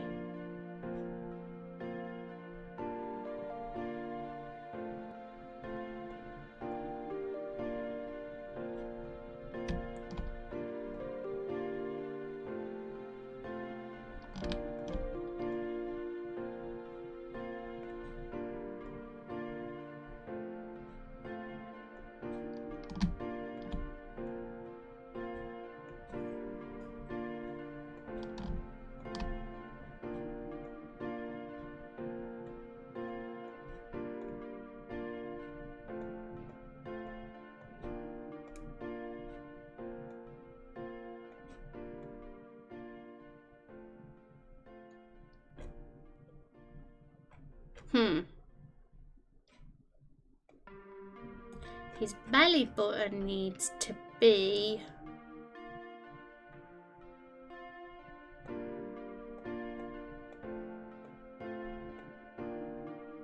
the darkest colour.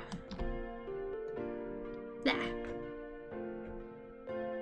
Okay, so it's just his arms now. So for anyone who's coming in, if you're like, what the hell's going on here? I apologise about the zoom in and the shocking view, everybody. But what we're doing is breaking up a naked body model into pieces. We'd already done it. We did it with Duncan. But what we're doing now is we want to do the same thing for Nigel, and because they both have different skin complexions, we need to recolour. So for Nigel, because we're going to be working on his animation next. We've already decided what the animation's going to be. It's going to be this, everybody. Let's get it up. We're going to make him look worried. He's nervous and scared because his sister's going missing, and he's going to be holding a blanket. And he's going to look like... We're going to use that as inspiration anyway. We're not going to like copy it to a T, of course, but that's our reference image. And then he'll put that blanket down, and then we can potentially steal it. It's very Rimworld. Yeah, remember when I played that Toxin, the cow died and I cried my eyes out. I remember it well. I know. I get very I'm very soft-hearted when it comes to animals. I can delete that now.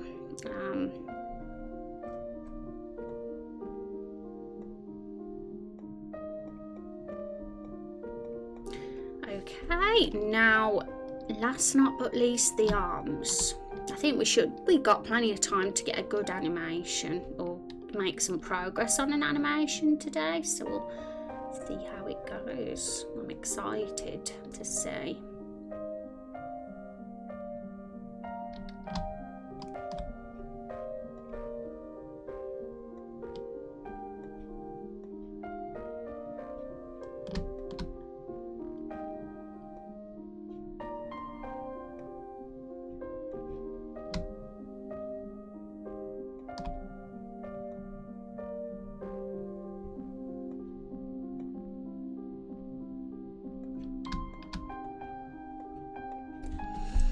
I think that's the right colour, but let me double check.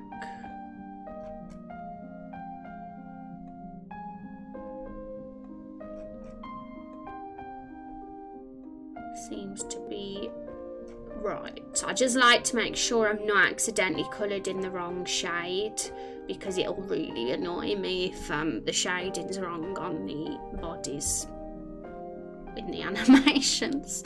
So I'm like double checking now that it's all the same. No, just the arm. You cried when I died too. Yeah, you were a character as well, Toxin. I cried because I got attached because you'd been with us from the start. Rimworld's a surprisingly emotional game. A surprisingly emotional game. Because it's absolutely savage as well.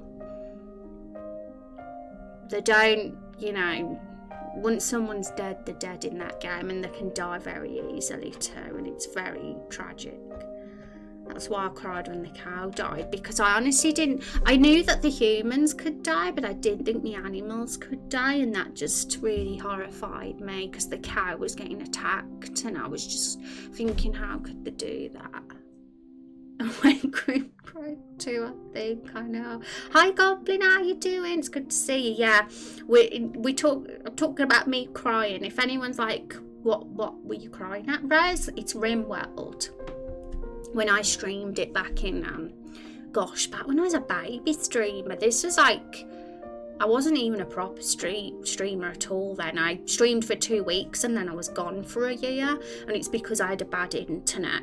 I had to stream at I was on Wi-Fi and I didn't have Sky Fibre at the time. It was really bad. So I couldn't really stream properly. But yeah, I played Rimworld and I was crying the whole time because people kept dying. I get attached to characters, that's why. I hope you're doing well. Goblin, happy Friday.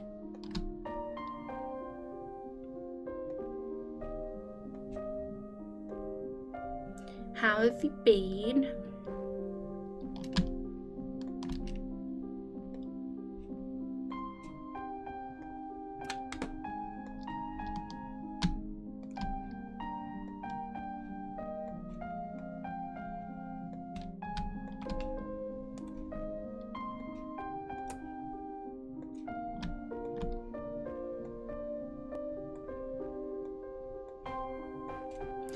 Oops, look, this is the wrong one. There. No. There. Done. We've coloured him in so he's Nigel now. Now he's all broken up into pieces. Every single part of his body is into pieces so we can easily animate him. It's damn hard to animate pixel characters without doing this. I wouldn't even know where to begin. So what we're going to do now, I mean, we can just, oops. Flashed. That's old Nigel, everyone. This is what Nigel used to look like. That's the default RPG Maker graphic. And he's had a real glow up, hasn't he? I know that Zexy thinks so. Never played Raindrop. It's a good game. It's if you like simulation, survival stuff, and pixel art, and like roguelike randomizers and things like that, then I'd say you'd enjoy Raindrop. Feels like 4 years ago. No, it feels like 10 years ago to me. Feels like forever ago. Back in 60s, 46. Yeah, I'm immortal. Lexi's right. I did live back in those times. And then again, I'm pretty much cold-hearted when it comes to movies and games. I've never cried once at anything. Haven't you? Really? If you're not even come close, like felt a bit like welling up inside, I'm curious if you've ever like just come a tiny bit close and what film or game or book that was. Because I'm a believer that everyone's come close, even just 1%. Otherwise, you are not a human. You're a robot. Thank you. Happy Friday to you too. Yay. I like your character design. Thank you, Crow. Yeah, I think I'm very happy that we made the decision to change up and glow up the sprites because they're considerably better, and it was hard work. It took weeks at the end of last year to kind of get the style and get them all done for all the characters so far, but I think our game's better off for it now. So let's hide him. And I think the taller sprites do allow us to be more ambitious with the animations as well. So I'm going to copy this and I'm going to call it Nigel holding blanket.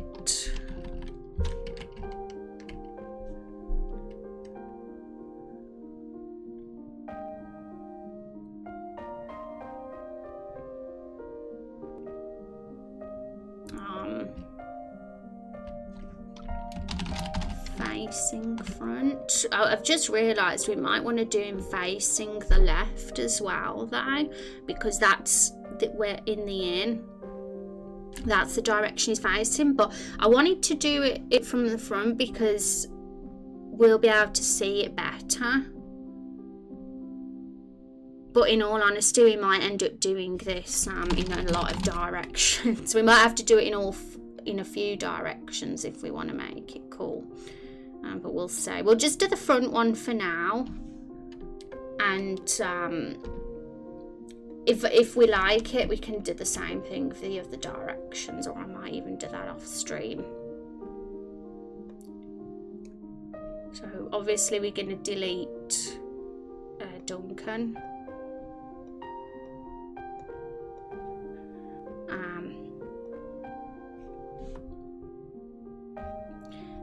Now I'm going to just drag this and then plop him here.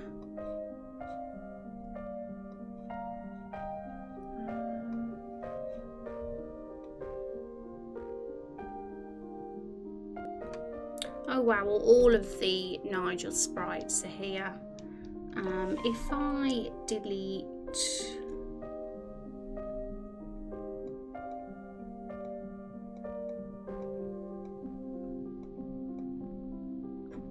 it doesn't matter, they'll be cropped off anyway when we move him.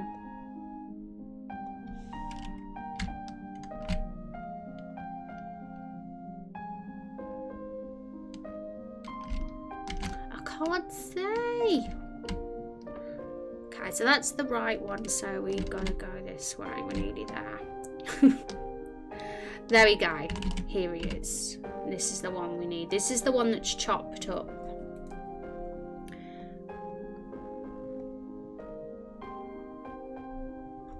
So we'll take off the clothes layer because it's just easier if we do it like this first.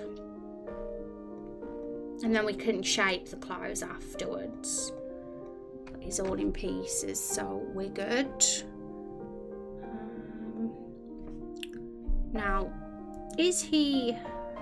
We want to make sure that his sprite position's correct, so let me just get the grid up to say. Show grid. Yeah, he's got to be touching the bottom.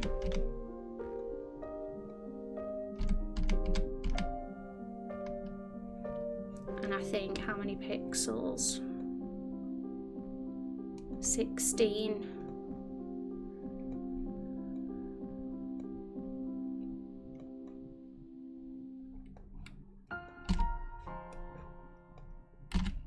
There. So that's the right position. So, no, that's 15.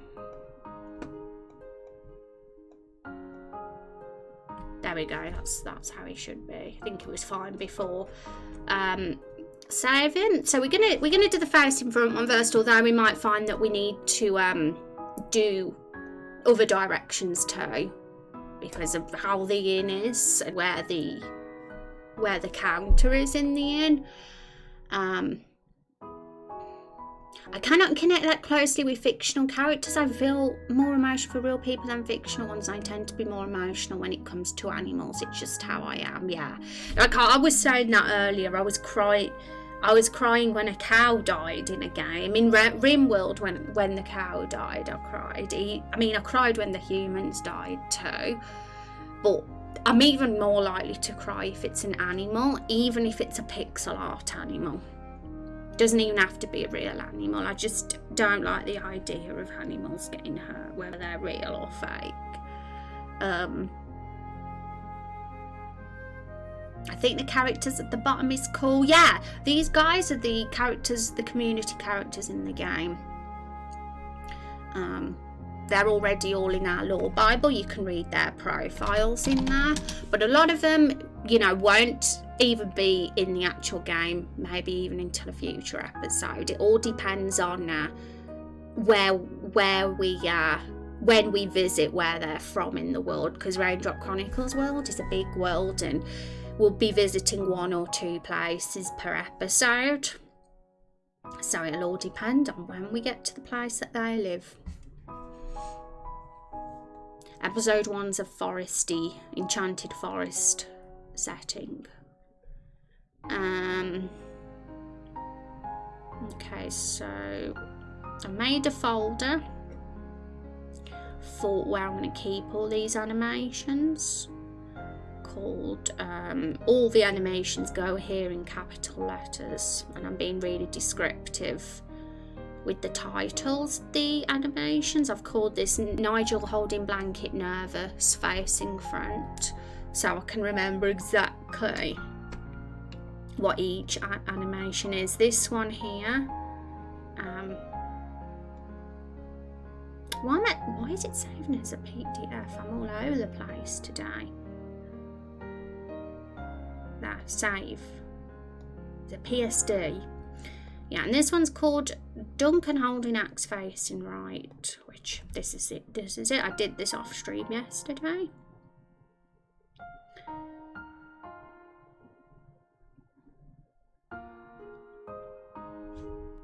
And now we're going to do Nigel. There'll be loads of these. By the time we've done main quest 1 and 2 scene, we'll probably have a little collection of animations that we'll be starting. But these files, these PSD files, are simply my guide for animating, so I can watch them frame by frame. But when it comes to importing them into RPG Maker, I have to put each of these frames individually on a sprite sheet.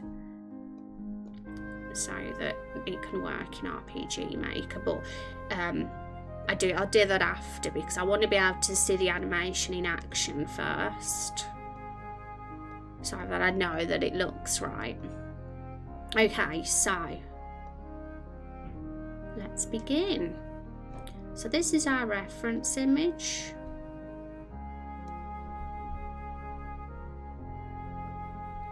First of all, we need a blanket. So let's find ourselves a blanket asset. And then we'll work on the hands after that.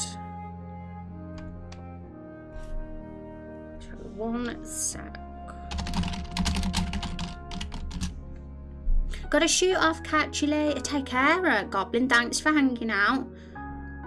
Have we found something out about you today that you've never cried before? Very interesting fact.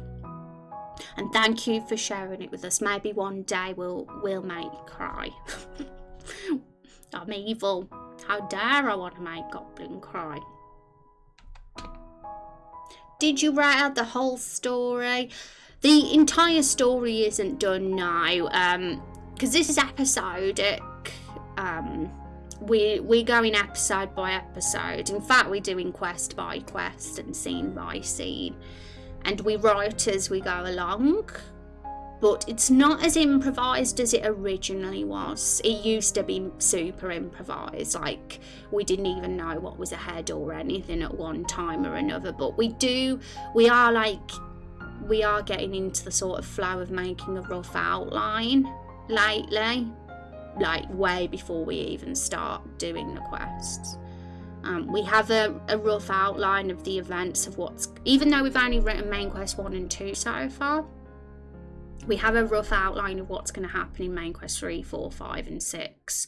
And there's also, we had discussions where we kind of know future events as well, and future plot points that are going to happen at some time or another, whether that's going to be in episode 2, 3, 4, 5 or 6.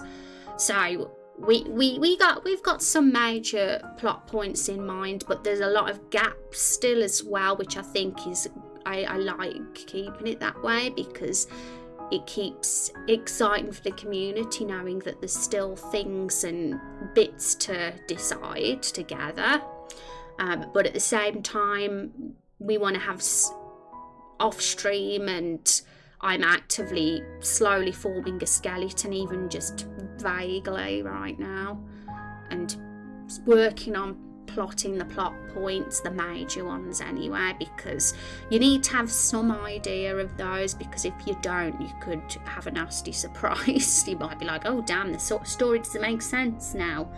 So it's just getting that balance. I'm sort of getting the balance of planning the main plot points, but also keeping some gaps for the bits that aren't central to the story, and that we'll be able to decide at the time together as a community when it happens. Maybe one day we'll make you cry. Rose out here making threats sound so easy. Yeah. Well, Raindrop Chronicles, I'm all for getting those emotions with you all, folks. That's one of my goals with the Raindrop Chronicles story. Well, not just to make you cry, but to make you laugh, to make you smile, to make your heart fill with joy of the romance. Not just the romance, but the friendships and just the cute moments as well. And is there a change that I can't get character? Is there a chance that you can't get character? Well, if you've looked at the website, it explains the main things that you need to know. But this is a 10 plus year sort of feat to this project. It's episodic. Each episode in the series is a game in itself, even though it's episodic. So we're talking like a couple of years development cycle for each. For episode 1, it's like double that, because we're forming the framework here. So it's episode 1's going to take twice as long to get out there. The other episodes will be probably, although they'll be, again, a lot of work, because the framework will be in place. and I'll have gained more experience. I don't think the development cycle for the future episodes will be quite as long, which is why I say double for episode 1. But because of it being so long now, finally getting to the point now, there's not a chance that you'll never get to be a character, even if you only get 1 raindrop per week. Well, that might be a bit of an exaggeration, but the NPC form basically will always be open. Even when we're working on Endgame, episode 6 will still have villages and towns we need to fill up with NPCs. The only difference is it might, obviously what's in the form might be reworded or changed. We might need certain NPCs more than others when the time comes, so things might be reshaped a touch, but yes, it's 1,000 raindrops right now. Whether that stays the same or in the future, we don't know at this point. It might increase if we ever feel there's too many, or if there's a lot of people getting the requirements. But right now, playable characters is closed. I will be opening it early this year. I know it says January and it hasn't opened yet. But it will be. I've just been busy. It'll be opening again as soon as possible. But honestly, the playable character slots are going to be like really, really tough to get. You'll have to have a huge amount of drops in the stream to be a playable character. It's going to be like 4 times as much to be a playable character as it would be to be an NPC. So if it's 1,000 raindrops to be an NPC, it's going to be 4,000 to be approximately to be a playable character. And there's going to be limited slots too, so there'll only be 1 or 2 slots per year for a playable character, because they're filling up now. We've already got 15. But Raindrop Chronicles is going to be one of those games with lots of variables with who you can pick to join your party. So, for example, just because there's 15 right now doesn't mean you're going to meet all those 15 in the main story. You'll sort of meet some in side quests, and you'll have to have choices between 3 or 2, which one you're going to pick and recruit. So there's gonna be quite a decent number of people you can recruit as a playable character, but we don't want to we're still in very early development, and we don't want to find ourselves in a position where we got bazillions too soon. So that's why we're going to be having a very strict cap on that. But the NCP cap isn't going to be too bad. And it'll always be open. At worst, it'll just cost a lot of raindrops. Even if it means I've got to increase it to 10,000 raindrops, it'll still be open come like 10 years from now, if I have to.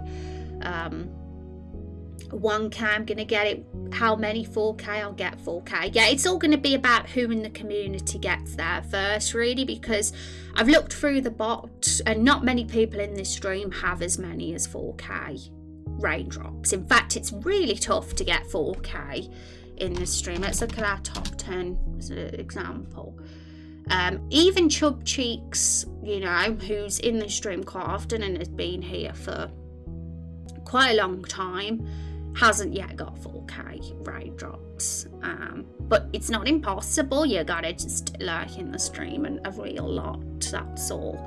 And there'll be limited slots per year. So like if I say there's only 1 or 2 playable character slots open this year, and they're closed and they get taken up by somebody, then you gotta just wait till next year or the year after, is all. And basically the most committed and the most passionate fans of the game will win through in the end. That's kind of how I see it. The ones that stick with the streams and to be the playable characters. Because it was first come first serve, really. I mean, I know that there's 15 of you that are playable characters already, but that was when the project was young, and it's become harder to get that now than it was in the early days. Like Vandalia and Zexy are both playable characters in the game, but they were just lucky they was here early on, back in the days when it only cost 500 raindrops to be a playable character. But of course, the as time goes on, it's naturally going to become tough, especially if the community grows, and especially naturally it would have to.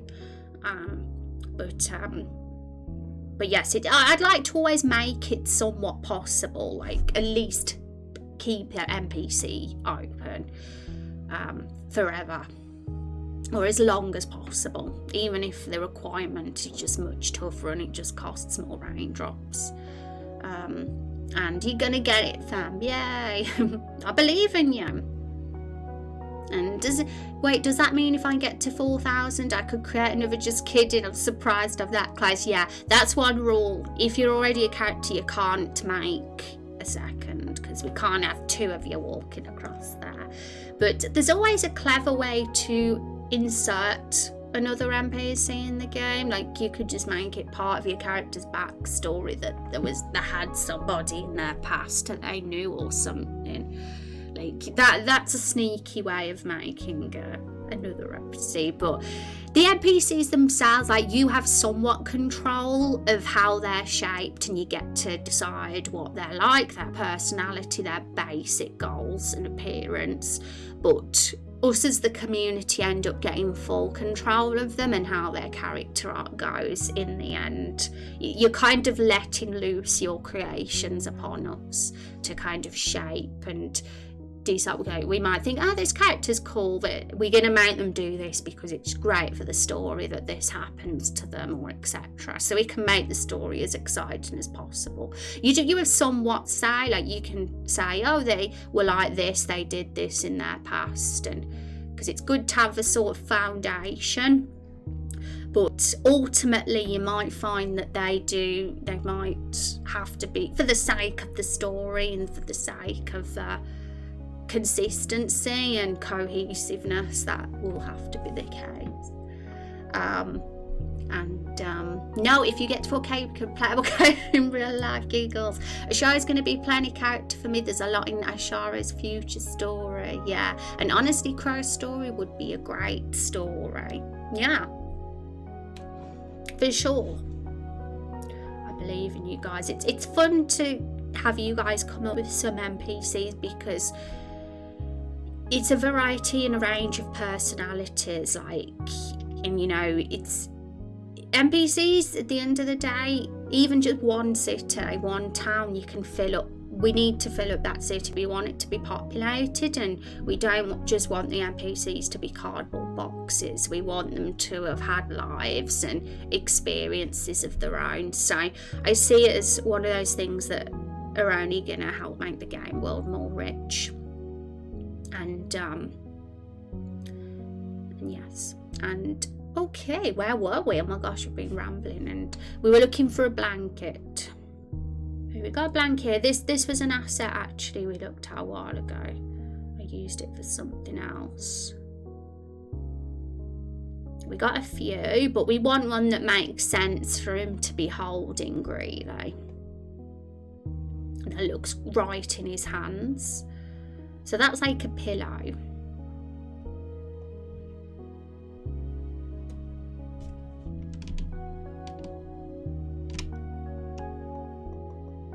Where's it disappearing to? I have to look at it like this. I'm trying to zoom in, but it's not letting me. It's doing all this weird stuff.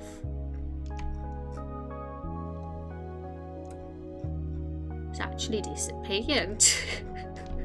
There we go. I have to try and see it as best as I can.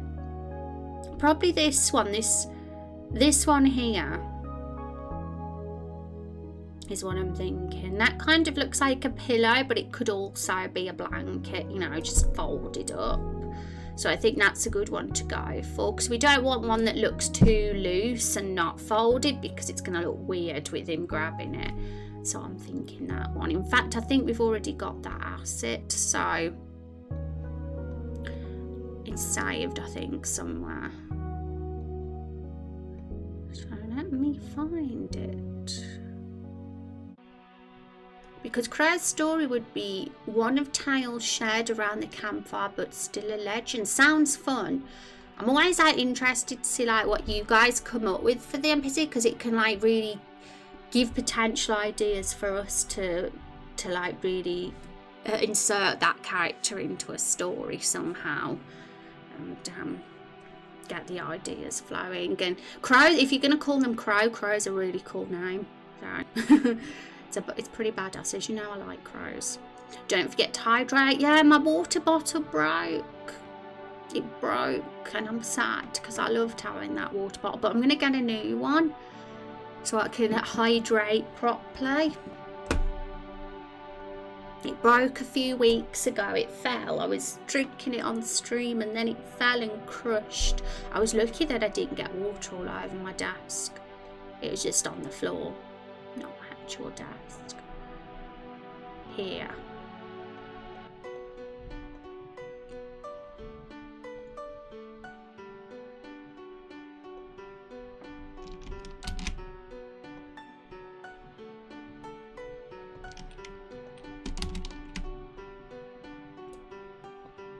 Needs to be bigger. It's like super miniature. And that might be too big. The dilemma, yeah, it kind of loses its shape as well if I double it. So I'm thinking we could just manually make the asset bigger ourselves. 3 pixels longer than, no, maybe not 3, maybe 2.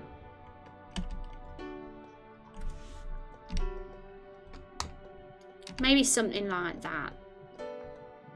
Felt like it was a little bit on the short side, and it's not going to warm up the man very much in the Stumpy quest if it's too small, but I'm assuming it's folded.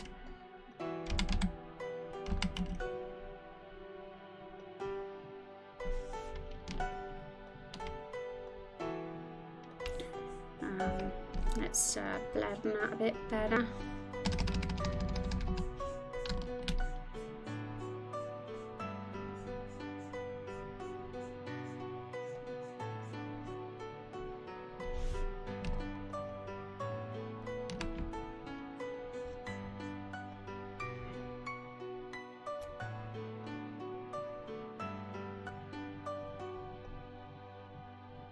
Yeah, we might want to put lines there, but also if he's holding it, it might sort of give the impression of being squished a bit in the middle, so it's okay to sort of leave like that, I think.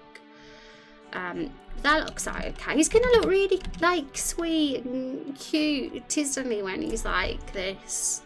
So if anyone's coming in and curious what we're doing, this is our reference image and we're animating him. We're not to a T, but we're going to use that as inspiration to help guide us. If it is folded, it's going to look like a pillow indeed, and it sort of looks like that, doesn't it? Sort of looks like a pillow. Okay, so let's try this out. So here's his hands. Now, you've got to be dead careful with pixel art because it doesn't look nice if it's rotated at the wrong angle. So we're doing 90-degree rotations. His arm, he's gonna go at the top layer, obviously, so that it goes over the pillow. Now let's flip it though, because his arm looks a bit funny that way around.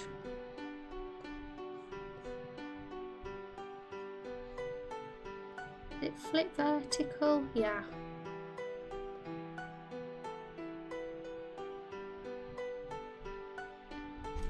Something like this.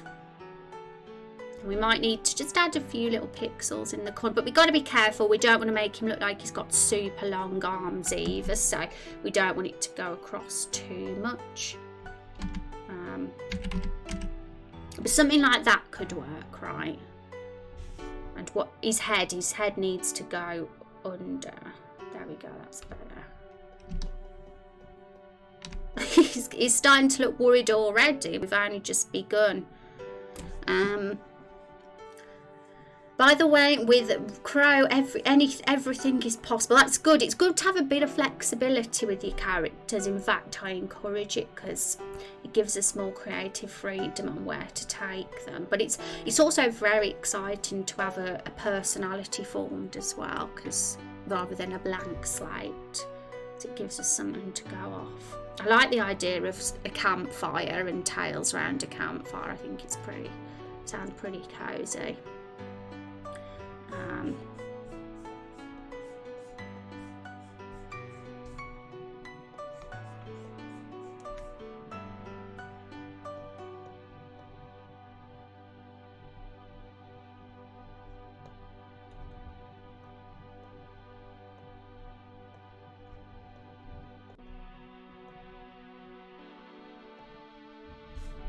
Do you think he looks cute, everyone?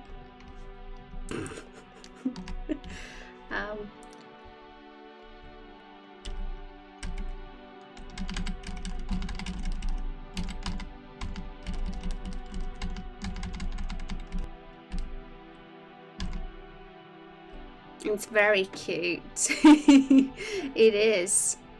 So if we have a quick look, because we just need to get the main ideas, the basic, like, so we got arms up, gripping blanket, worried face and like a bit shaky, but that's going to be the animation. But really holding the blanket with the face sort of half hidden is kind of what we need to make sure we get at most. We can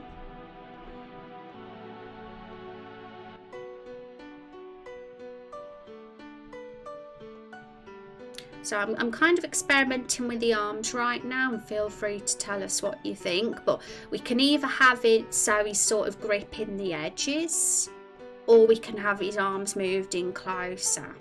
I'm curious what you guys think. I mean,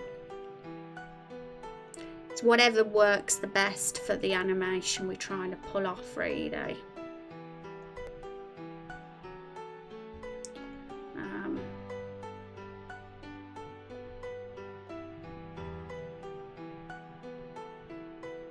And there's another way we could have his arms coming from below, but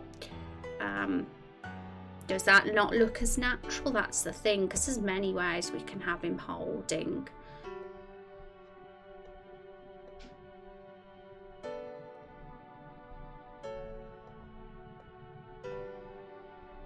So that looks like he's sort of like lifting it though, doesn't it, that one? And it's funny how different arm positions, how the hands are, can give a different sort of impression on what a character's doing. So it's whatever looks the most nervous.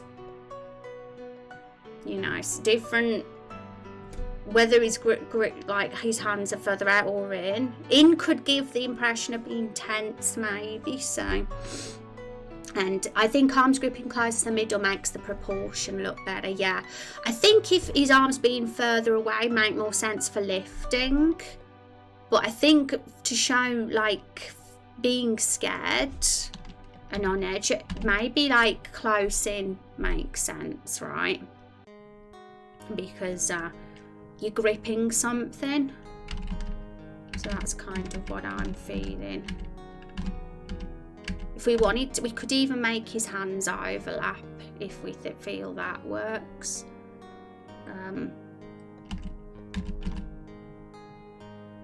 But obviously the closer in his hands are, if we decide to go for something like that, would mean that these arms here we'd have to sort of make the pixels come in a bit more so he doesn't look too hench.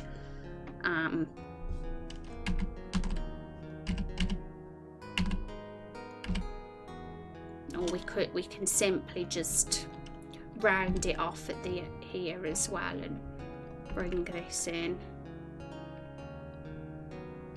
which I don't necessarily have to do now, but I forgot how I did that, did I? Yeah, I deleted 3 at the bottom and then I moved it in.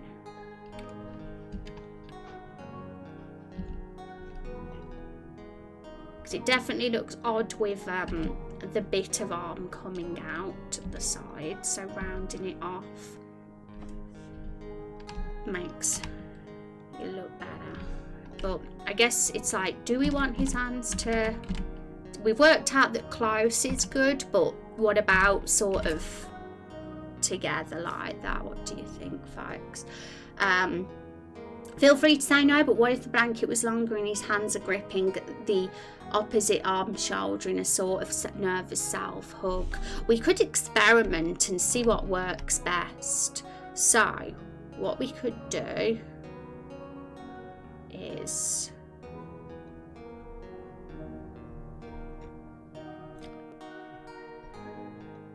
copy this folder.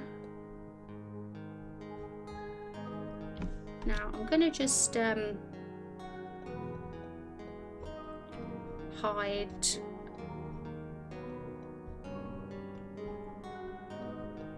we'll do different poses on different frames and we can see what works best. So we'll try the second one on another frame. And I've copied the folder so we're not overwriting what we've done before. So let's just experiment with it slightly. How much longer? Like this sort of length?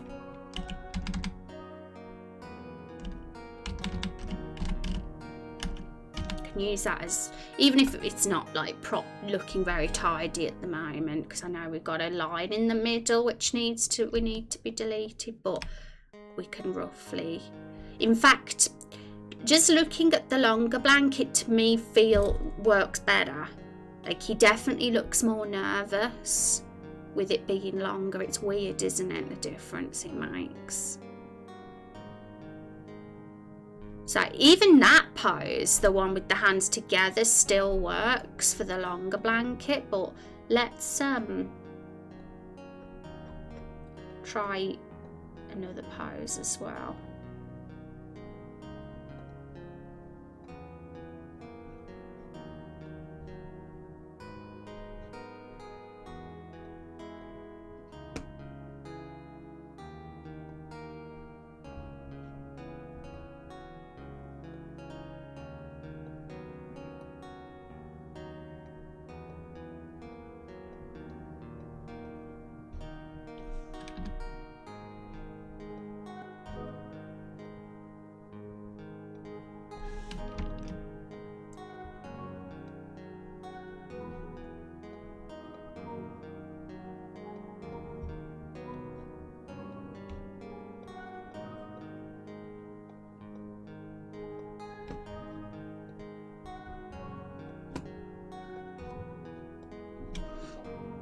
Okay, so I don't want to delete that one because that looks pretty good. So what we'll do now will be on this third frame.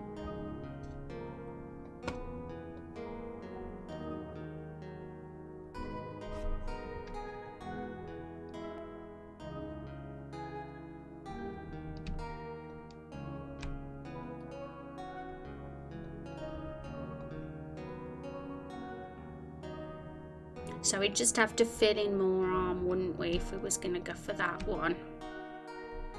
Move that hand out the way a sec, or just hide it even. But I think longer blanket looks great with the gripping hands. It's almost like you know what I'm trying to do. So this one could work, but maybe his arm would look deformed, you know, like unrealistic and out of proportion. That's the only thing I'm worried about.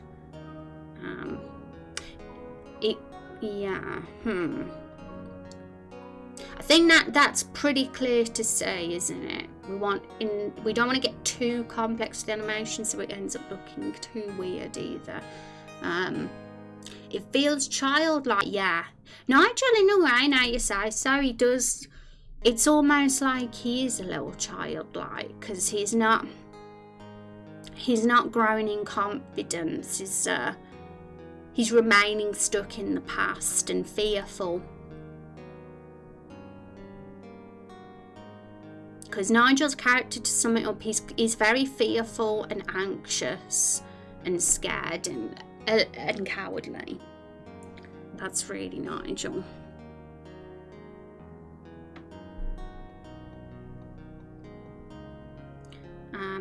Okay, so all the details about the animation, because we've got the sort of pose down. We've got to put his clothes on now.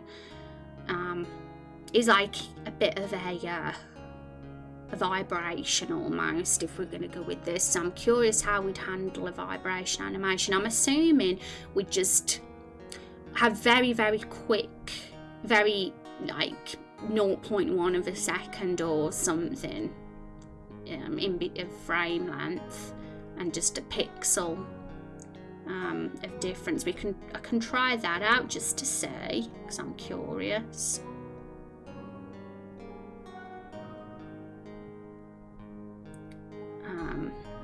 I'll just copy that so we've got the backup there.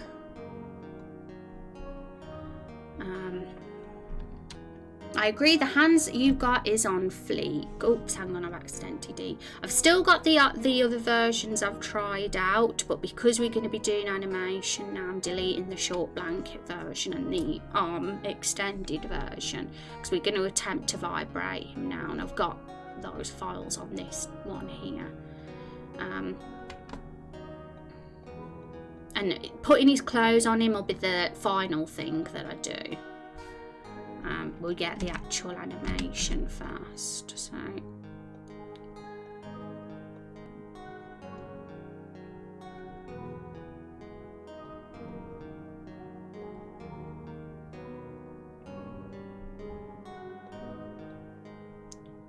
try 0.1 seconds.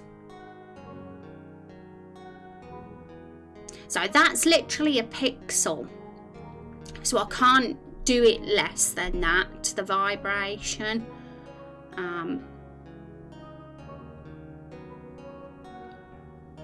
I would try it if I could, but I can't. Let's try a sideways one as well. I'm curious what a sideways one would look like.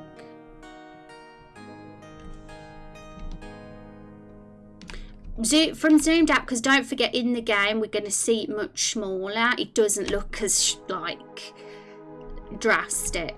So that's I mean, that's what I can see, because I'm full screen, is how it looks for me in the game. But for you guys in the game, it'd probably be more that sort of size. Yeah, you're a splash and you're nearly a drizzle. Math is a tricky thing, yeah. And Zexy says the hands you've got is on fleek. Maybe they move slightly apart as a part of the animation, and a shaky eye or twinkle in the eye. Yeah, I feel like his face should be doing something too.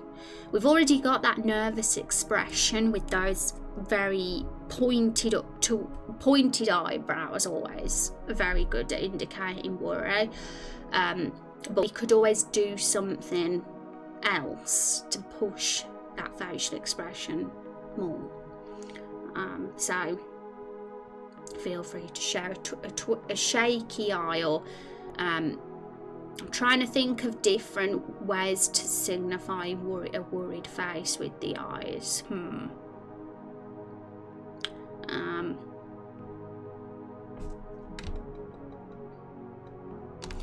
So whether we have horizontal or vertical, I don't know. I can't put my mind on it yet, but maybe we need to do some other movement as well. This girl here in our reference image, it's very, very subtle, the shake, but it's not pixel art, is it? With pixel art, we got to just do what we can, and I moved it the least space that we possibly could. Like 1 pixel, that's 1 pixel, and it still was quite drastic, even just at 1 pixel.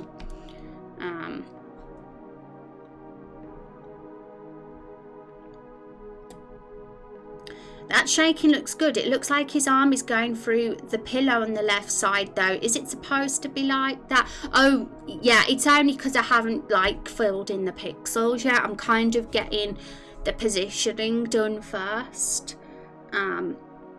So as soon as we like where the hands are, that's when we'll know that we shouldn't do it. Because I don't want to waste time, you see. I won't want to fill in all the pixels, spend time doing the arms, and then be like, oh, let's have his arms this way instead.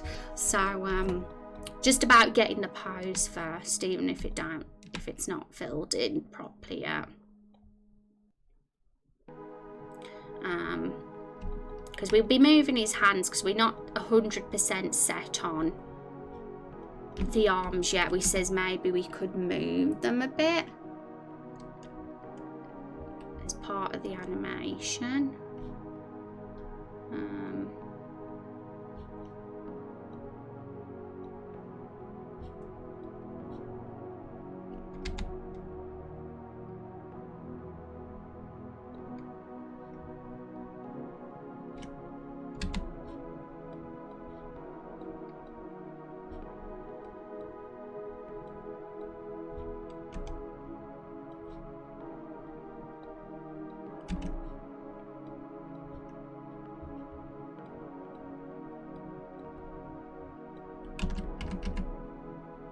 So I'm just going to test that now.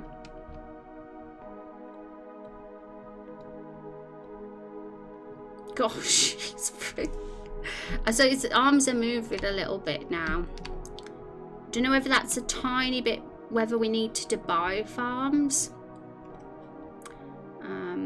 Because I moved 2 arms then and it looks like he's scratching himself, I think. It's like scratching himself.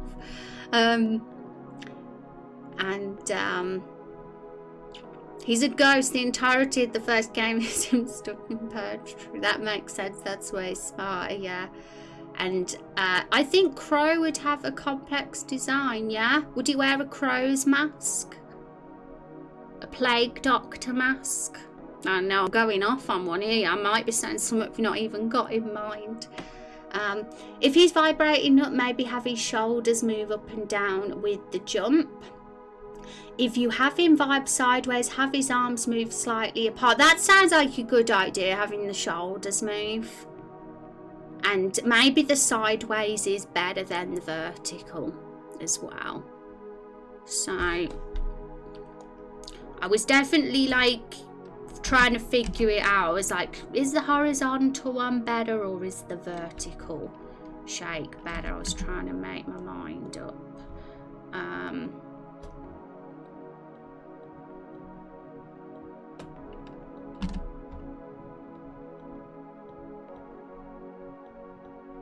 So shoulders.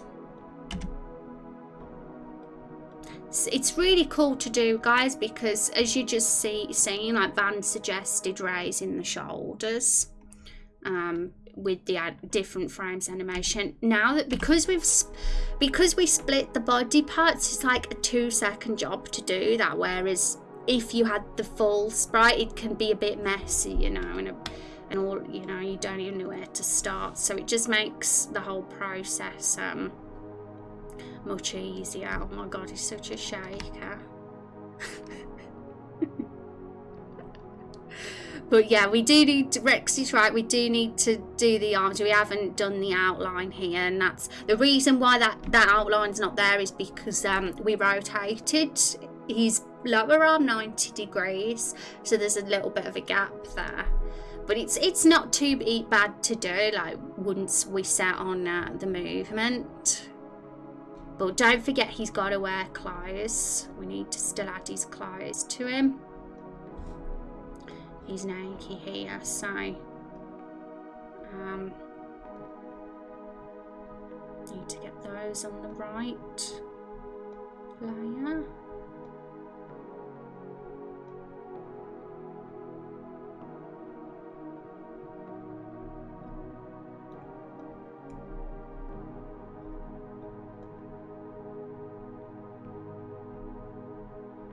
I need to name my layers because I'm getting really confused by what one's the pillow layer, because I haven't named it yet, because I'm always so disorganised when I'm on stream.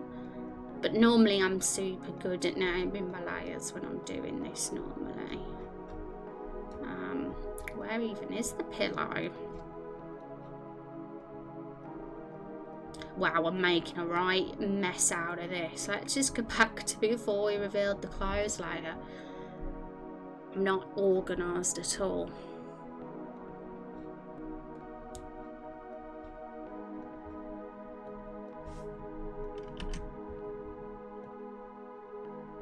And we don't necessarily just have to have 2 frames of this. We can change it up a bit, like have 4 frames and have the shoulders, you know, go up at a different point to when he moves the horizontal 1 pixel. Just about experimenting and seeing what just works and looks the best. But you know, I don't think we're far from our vision. It needs a polish, I think. But I think, like, I mean, aside from the fact that we've got no facial expression yet, we might want to add a bit of face change. I don't think it's too bad for like a very fast 10-15 minute attempt of messing about. He's vibrating indeed. I wouldn't go for the mask, but I have an idea on how he would be designed. Awesome. I've been awake too long, so I'm headed to bed. This was a really fun stream today. Stay safe, everyone. Have fun. Take care, Sexy. Thanks for hanging out and for the cool romance ideas, both you and Van, for Nigel and Duncan. We're already getting a bit of development potentially there, and I'm excited to see it all, because Nigel, Duncan and Fiona, you know, they're just the only 3 NPCs populating Lakefall right now. Imagine how lively and full it's going to feel when we make the others, which will be more towards late spring, early summer, I'm thinking. As soon as the first playable builds out and Bane Quest 1 and 2 are out the way, that will be the time we can really get into it with the other NPCs, because we're going to want Lakefall to be quite populated for Main Quest 3. But it's going to be pretty much a ghost town for the first playable build. I'm hungry. But yeah, guys, so feel free to tell us what you think. I think, you know, the shoulder movement has improved it considerably. Another thing we could do that I've just thought of is I don't know if this would work, but let's see. Might end up looking strange. Yeah, it looks like he's eating the pillow now. I thought, I wonder how his head would look if it was moving too, but it looks like he's chomping on that pillow. He's really enjoying it. A nice tasty snack. Now that would be good if he was actually eating the pillow, but considering he's not, let's go back to how it was before.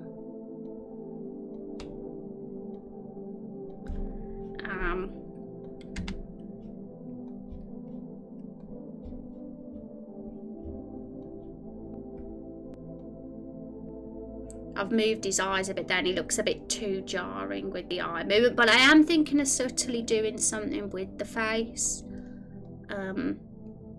Even if it's if we do that, it'll need more frames though, because the face expression probably won't be as fast moving as the vibrations, so I'd probably have to extend the frames out and make it slower for the face. Does what he wants. So in many he tells he is loved, but depending on where you go, he is hated by the people. Is he a bit of a rebel? Gotta always have rebels. It seems nice. Maybe a little bit of the arm in front of the pillow can move so it seems less disconnected. Let's have a look then. Okay, so let's try for the second frame.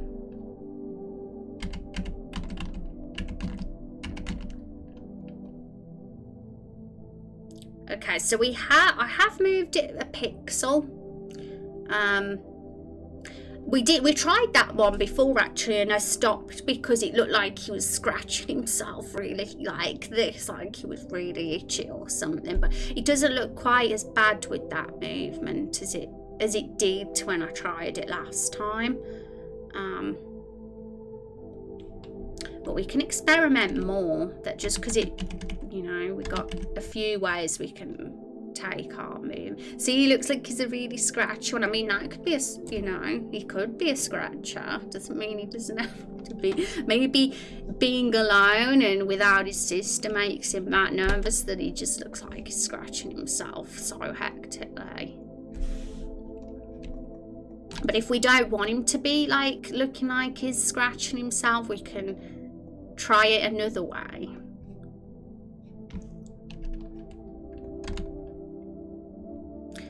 Or we could do it so we just make more frames and make the arm movement only happen, like make it less often, like I said I would with the facial expressions, and then he might not look like he's a scratchy.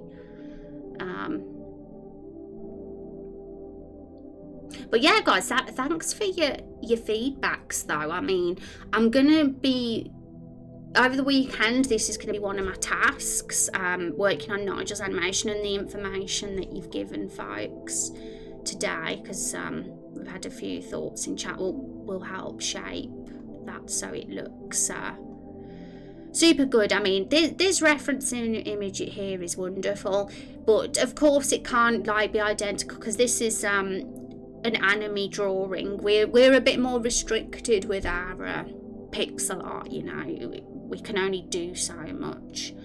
I think we made a decent go of it, and we've definitely been inspired by that.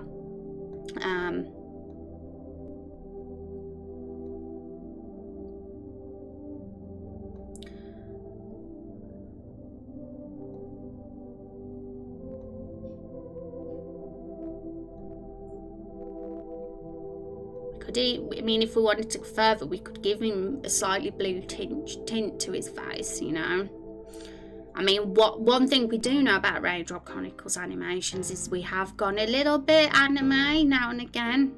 That face when Fiona's pushed in the lake. It's also I also reuse that same face for when the hero sees the barrel for the first time. It's like a proper nanny face, like the eyes are like popping out and the jaws on the floor. So we do go quite over the top with the expression, so it wouldn't be like against the sort of visuals of the game to make him a bit blue in the face as well, and something else. I'll have a think about it. Even having a few little lines like at the top of his head, like she's got as well. I'll have a mess about. I'll see what I can do. Obviously, there's only so much we can do with pixel art, but could be possible. Oh, I don't mean moving the center part, but just the edge pick. Let's have a look. Let's get back. Just the edge pixels when it moves up. Kind of hard to describe. If you put it on Discord, I can try edit to show what I mean. Oh, okay. Discord. I mean, I would if I could just send this PSD file in the Discord, like right as it is now, but I don't know if Discord is very friendly with big files. We could always have an attempt.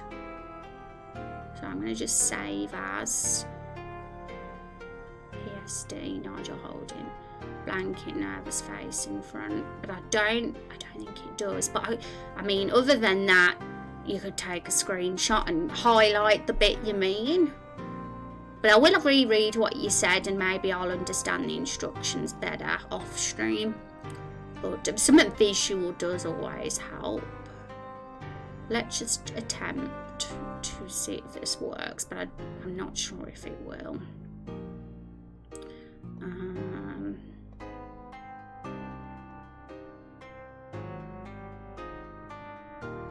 Oh, it does. Must not be too big a file then, because when I've tried it in the past, it's massively failed. This is the animation of Nigel being adorable and nervous.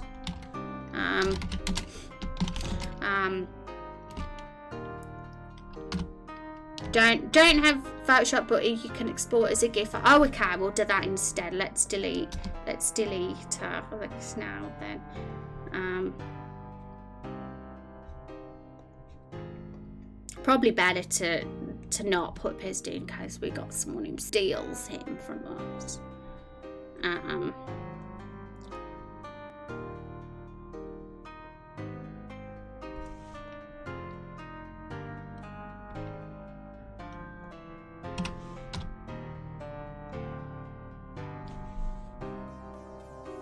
What's happened to? Oh yeah, because GIFs are limited colour, aren't they? That's why. Yeah, if I put it as 256 colours, he's fine. Save. GIF.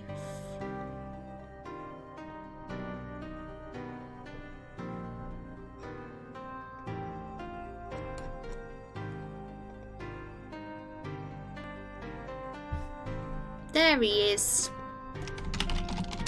Early version of Nigel shaking that we just did in stream for requested by Met for editing. There you go.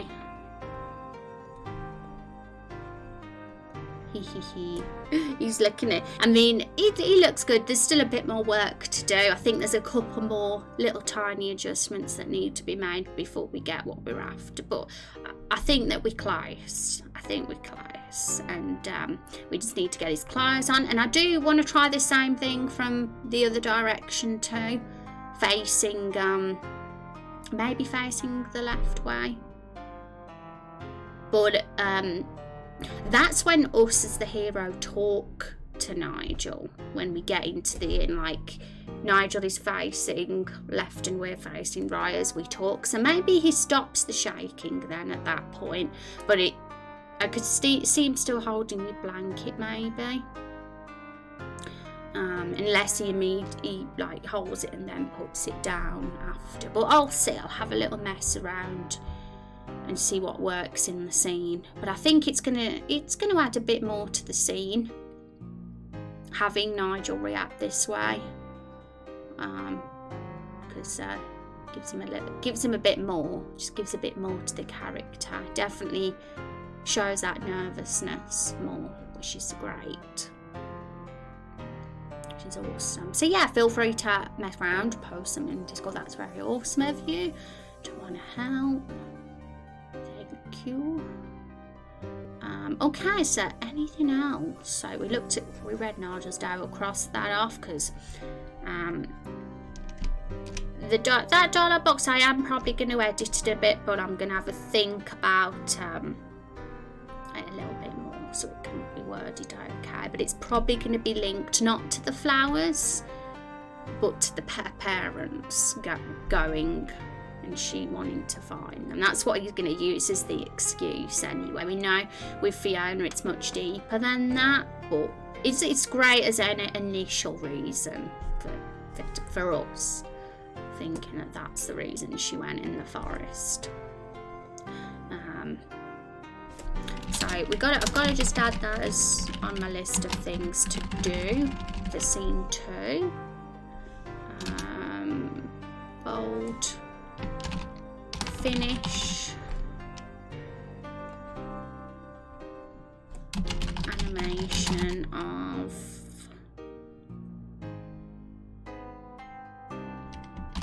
Nigel being nervous.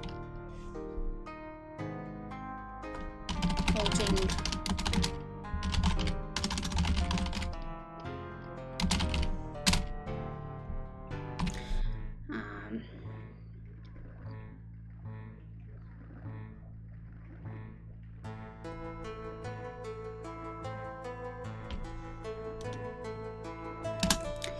edit dialogue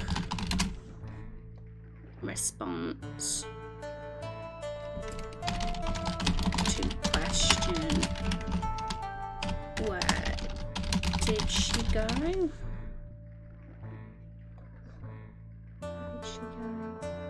I'm sorry if it's not. I'm not sure if my mic's picking up the background noise, but you know, we're selling that house at the moment, so we're having people round annoyingly. But if you can hear it talking, that's what it is. But I don't know, maybe my mic's being good. I can hear it super loud, but you guys on stream might not hear anything. And all the other dialogue boxes are okay. Potentially expand on the questions you can ask Nigel, which is what Zexy mentioned. So I thought that was a pretty cool idea. You can ask Nigel, and that was mentioned earlier in the stream, so I'm going to note that down.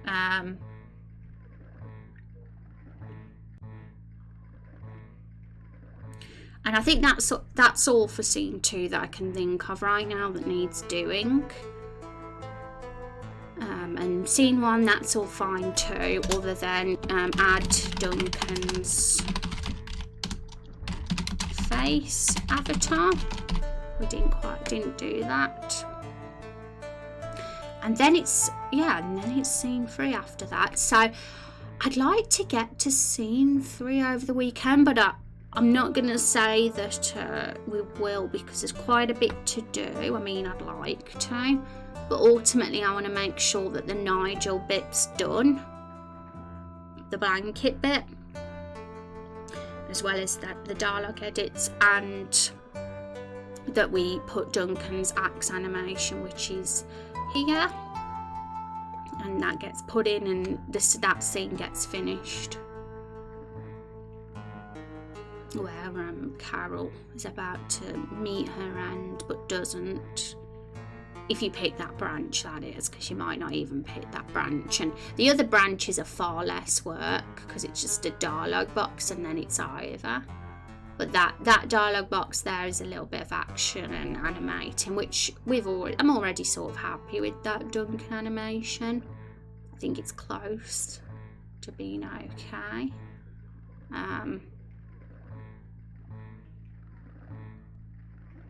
And there's a couple of other little things, like having a wooden axe and a wooden bow instead of the metal one, so I'll add that too.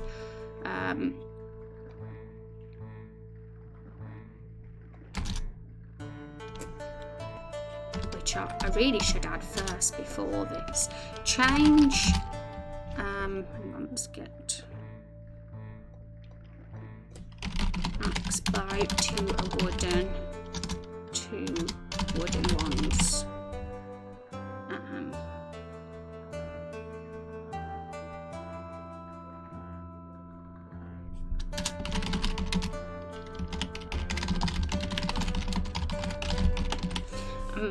Change her warrior and hunter outfits for the question marks. I'm not sure yet, but I kind of figured having them have something more clothy and tatty rather than the elegant looking armour they've currently got. Now, if they were forced to that same outfit for the whole entire game, I'd want to keep that one, but because we're probably going to have different armour throughout and different clothing that you can buy, that it's going to be like a visual change, which is possible now. It wasn't before, but it is now. Now we've got the layered hero.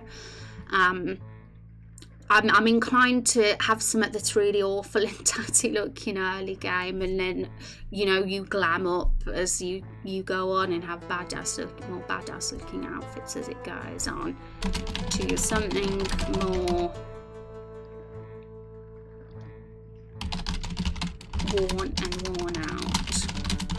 worn looking.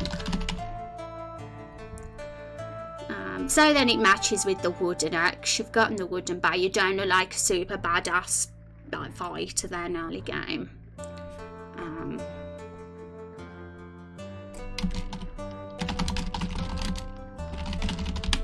there was a missing frame there, so I think the missing frame was what was responsible for what the animation looking not very smooth most of all.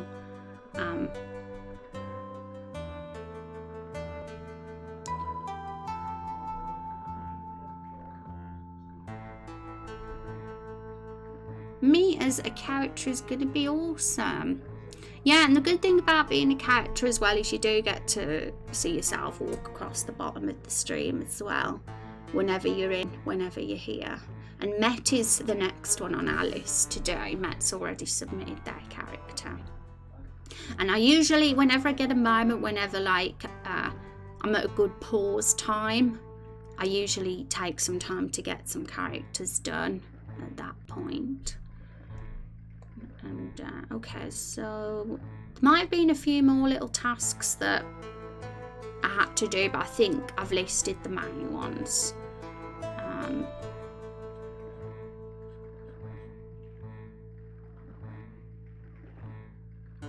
We mentioned potentially that dialogue just needing a slight alteration if we had the wooden weapons instead, but I don't necessarily think that's essential, because technically even a wooden axe, if shaped like an axe or shaped like an arrow, would still be sharp in Carol. It's not necessarily a plot hole, but we'll think about it.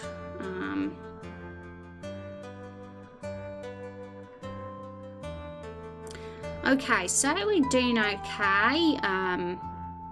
And then it's just this scene, which I thought we were going to get to this week. Funnily enough, I thought we'd have got into this scene by now, but it doesn't happen because it turns out there's been a lot of stuff to fix and tidy up and do and make look good.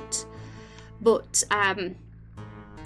we've just got this list, and it's not super long. There's not tons of things here, so if I can get some of those done over the weekend, or even all of them, if I'm productive and nothing goes wrong, then we can easily jump into this on Monday's stream. I might have even already started some if I do these fast, but we'll see, because sometimes things don't work out that way. But this is a very Carol heavy dialogue scene, although it's a lengthy-ish scene, it might not be too bad to do, because I don't think it's not very action heavy. It's more like Carol rambling on to herself and us walking away from her. But we'll see, because there might be a few moments where we want some lively animations potentially. We'll see how it goes. And then we got the Fiona scenes, which we're not going to think about just yet, because as mentioned before, the Fiona scenes will be needing a little bit of a change, just the wording really with how Fiona speaks to Rose. But we'll think about that once we've got the Carol scene over with. But yes, next week's going to be about finishing. I'd really be happy if they were finished all the main quest 1 scenes by next week. I'd even like to start main quest 2 next week, but I'm not going to count on it, because I'll just be happy that we'll have done all that. There's a lot to do still. Okay, right guys, does anyone want to do trivia before I head off? That's what I want to ask. Is anyone here that wants to do it?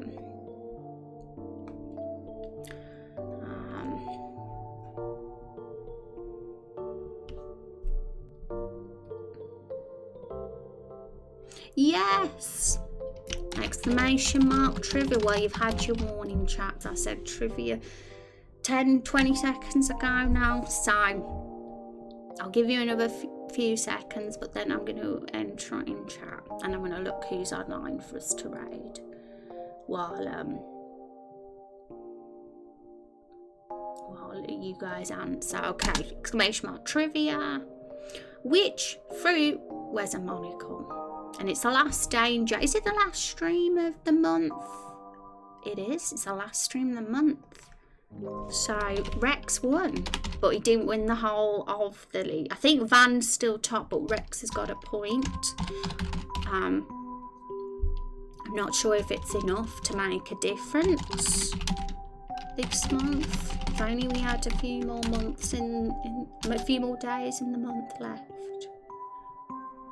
But if you know, a point is still awesome.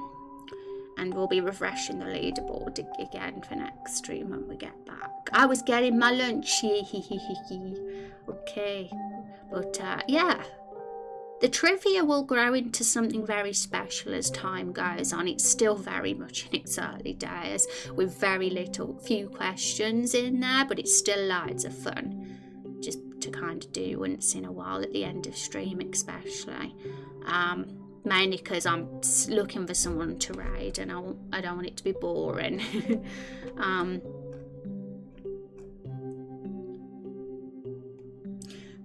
Leaderboard, yeah. Feel free to check out the leaderboard. I think Van's Law Master of the Month again. Has it worked? Has it sent you to the... I'm going to have a peek myself actually.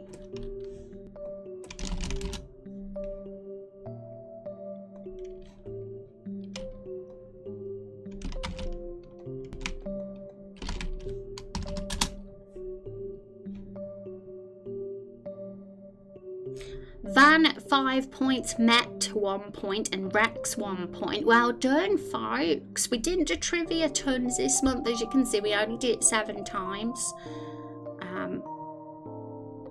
But it's still 7 times. Okay, everybody.